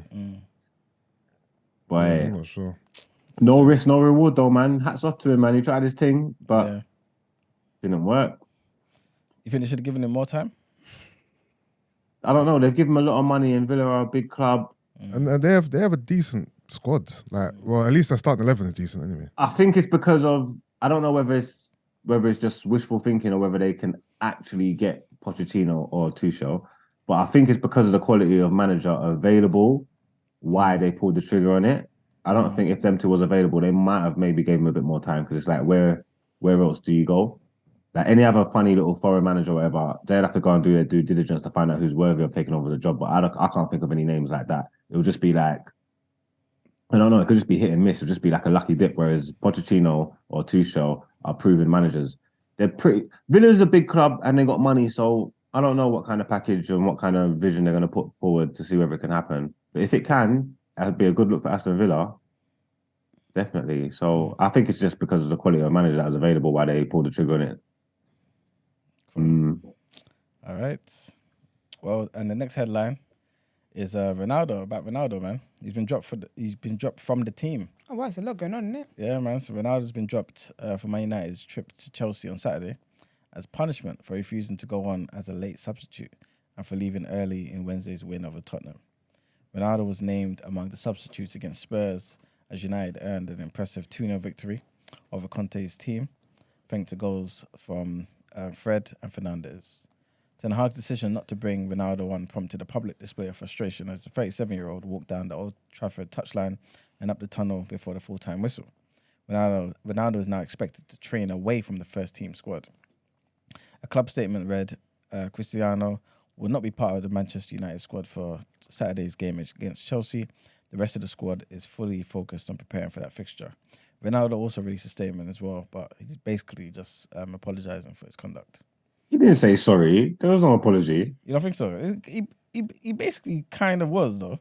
When you say basically, that means he didn't. He never said sorry. Yeah, he didn't say sorry, but he kind of was like, this is kind of not in line with my, you know what I'm saying, how I am. He's talking about respect and what he deserves and stuff like that. He's still doing, like, there's no apology. He's moving like Liz Truss. Just moving like Liz Truss. Hey. What, as a United fan, are you for him staying or leaving? It don't make a difference if he stays. He brings revenue. He don't need to play. Sorry. I think that's my question. Do you want him to play or not play? Oh no, he don't need to play. He needs to play for God. He needs to play all season. Yes, then he has to go Yeah, where are you gonna find a buyer for him? Go like leave somewhere. the team. Yes, I don't know, MLS or something. Yeah, well, I don't know what teams can put together. As big of a brand he is, he can't. Cristiano Ronaldo can't be sitting on someone's bench. Like, you know what I mean? no, he's ruining his legacy for real. But I mean, his legs are gone and that. He doesn't bring nothing apart from goals. MLS, man, MLS. I don't even know how well he'll do in MLS, to be totally honest with you. Hold on, but okay, cool. Last season he scored what, 25? Was it 24, 25 maybe? But it was just goals. I know. But how his fall off has been. Obviously, he hasn't played that much to see the sample size. It's not necessarily a fall off though, because it's just selfish, isn't it? Like before he came, Ollie and United figured something out, and they was in their ascendancy. Yeah. You know what I'm trying to say? Like we just had one of our best seasons in recent history. Yeah. So even though he scored 24 goals, his addition to the team and the reaction and the drop off to everybody else, was, you get what I'm trying to say? That so it's like wasn't necessarily. What I mean is, a season. Ronaldo who can score 25 goals in the Prem last season can still play in the MLS this season. Is what I'm saying. You'd think so, but you're watching him run. Unless he gets goals like on a play, he's not got any legs anymore. He'll struggle to get 15 goals in the MLS because you're moving like he's got magicians behind him. Like he's going to be playing with absolute trash. Like I don't know. So he needs to go somewhere to a team that will cater to him and set it up so he don't have to run. He don't have to do anything. He can just slam goals. And he's always going to be able to get you goals. But with like a lot of the high pressing and the intensity of modern football, I just don't know what top team would want that. I hear that. But I just don't see retirement in his immediate future. So he has to find a solution still. But yeah. Yes, and our last headline is about Tyson Fury and Derek Chisora. So they're going to be fighting in their trilogy bout at Tottenham Hotspurs Stadium on the 3rd of December. Fury, who's 34, will defend his WBC heavyweight title for the 3rd time against a fighter he's beaten twice previously. They both fought in 2014 and 2011, and Fury won comfortably on both occasions. Fury was in talks to fight Anthony Joshua in December, but negotiations broke down between both camps, like Miles was saying before, man. The world champion is unbeaten in 32 fights, whilst the 38-year-old Chisora is approaching the end of his career and has had 3 losses in his last 4 fights. Also on the card is Daniel Dubois, who's going to be defending his WBA regular title against South African heavyweight Kevin Lerena. Chisora ended a 3-fight losing streak by beating Pulev in July, whilst Fury fights for the first time since stopping Dillian White at Wembley Stadium in April. Fury, as we all know, announced his retirement after that win, but has since done the U-turn and is now wanting to fight the unified champion Usyk for all the main heavyweight titles next year. Yeah, that's the end of the headlines, man. This is a fight no one really wants to see. Yeah, I'm not even Yeah, gassed. we're for just it not even at talk all. about that. No one cares about Yeah, Keir man. Starmer, man. All right, well, let's get into Out Ere then.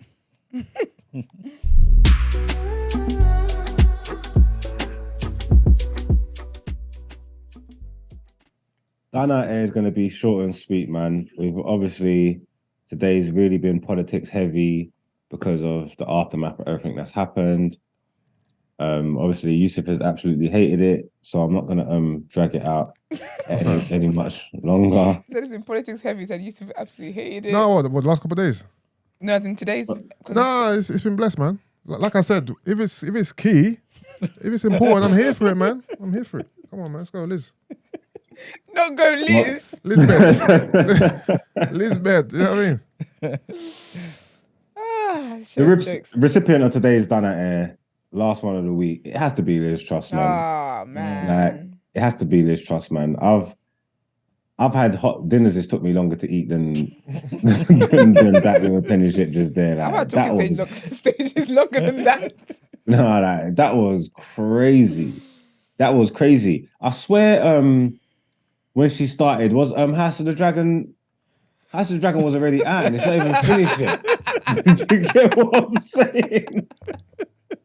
She didn't even outlive one season of the boxer. That's actually insane. That's wild. This is crazy, bro. Like, Daemon Targaryen's doing better than her. Like, this is absolutely mad. She's got to be done at Air. She's done. It was, I want to say it was fun while it lasted, but it wasn't. You fucked up everything. You get me? And I feel like anybody that coming was going to fuck it up, but it was you get me? And there's no apology. When she came out and, like, obviously, like, I don't expect you to be all downtrodden, you get me, like, and just covered in the ashes of the fire you started, and like, yeah, obviously, like, I want you to hold your head up and like, yeah, but there was no apology. There was no apology to nobody. There was no apology. No accountability. No accountability. There was no apology to the great British public. Yeah, like, just no contrition. There's just nothing there, bro. Like, not the slightest sense of regret or anything for the agony and embarrassment that you've caused this country. Like, not even your cabinet members, that supported you and pushed you through to get you the job. No apology, nowhere. Not even your family, like your husband that's standing next to you, while you're looking like an idiot this whole time. You didn't even big him up. Like, you didn't even big him up. And I'll be honest with you, she is crazy. She's very smug. She's very confident. She's got a lot of self-belief, you get what I'm saying? Even in her partying, like, she was there with her head held high. And I think that's what even rubbing people the wrong way, you being so smug. This girl said, I recognize, given the situation, I cannot deliver the mandate which I was elected by the Conservative Party. You didn't think about that before you took the job. What, you didn't know you couldn't deliver on it. That's so funny, man. Why are you wasting the people them's time for? Yeah. I don't understand, man. She is sick, but boy, listen, you are responsible for driving the economic credibility of this country literally off a cliff. We are down bad, we're in the mud, and now we're gonna go back to Bojo. Because of you. I just Hold on, question. Yeah. What's her normal pay per year? Sorry, per month. I don't know. I don't know, but she's landing on her feet. But She's gonna get like 100 racks. Yeah, for like the next 100 years or something, if innit? 115 is her severance pay, what's her normal pay then? No, I think that's her salary. That's her normal. Yes, you just get your salary forever. So how's she done that here then? She won. She finessed the whole thing, fam. She's financially taken care of for the rest of her life. She ain't done that here. She's the boss. The boss babe. Elizabeth. Bruv, She's a Marks, politician. The way she's getting paid to do nothing now. the way she can retire. She won. The way them politicians cook the books and the way that they deal with money and the things that they do, these backhanders and these funny grants that they give their brethren and all that, like, she weren't never missing no meals. Like, once you're in a certain level of politician, you're one of them MPs, like, your money is always going to be straight. Them men are patterned good. So this looks nice, but she was always going to be good, whether she got PM or not. You know what I'm trying to say? That. So I'm not going to praise her for that. She obviously, she's just going to be ripping off the country. I don't know who's paying this stuff, like, but yeah, that's nothing to be proud of for us. For her, all right, cool. Yeah, she landed on her feet. She's done all right, but I'm not going to be championing that because I don't know who's going to be funding that wage for you getting it for not doing nothing. I don't know, that's coming out of the people's coffers. We don't want to do that. No. So fuck this bitch. Basically. But yeah, man, she's done it, man. It was short and sweet. I'll make this short and sweet, just like your tenure, man. Liz Truss. You are done at here, man. Let's get into this outro. Right.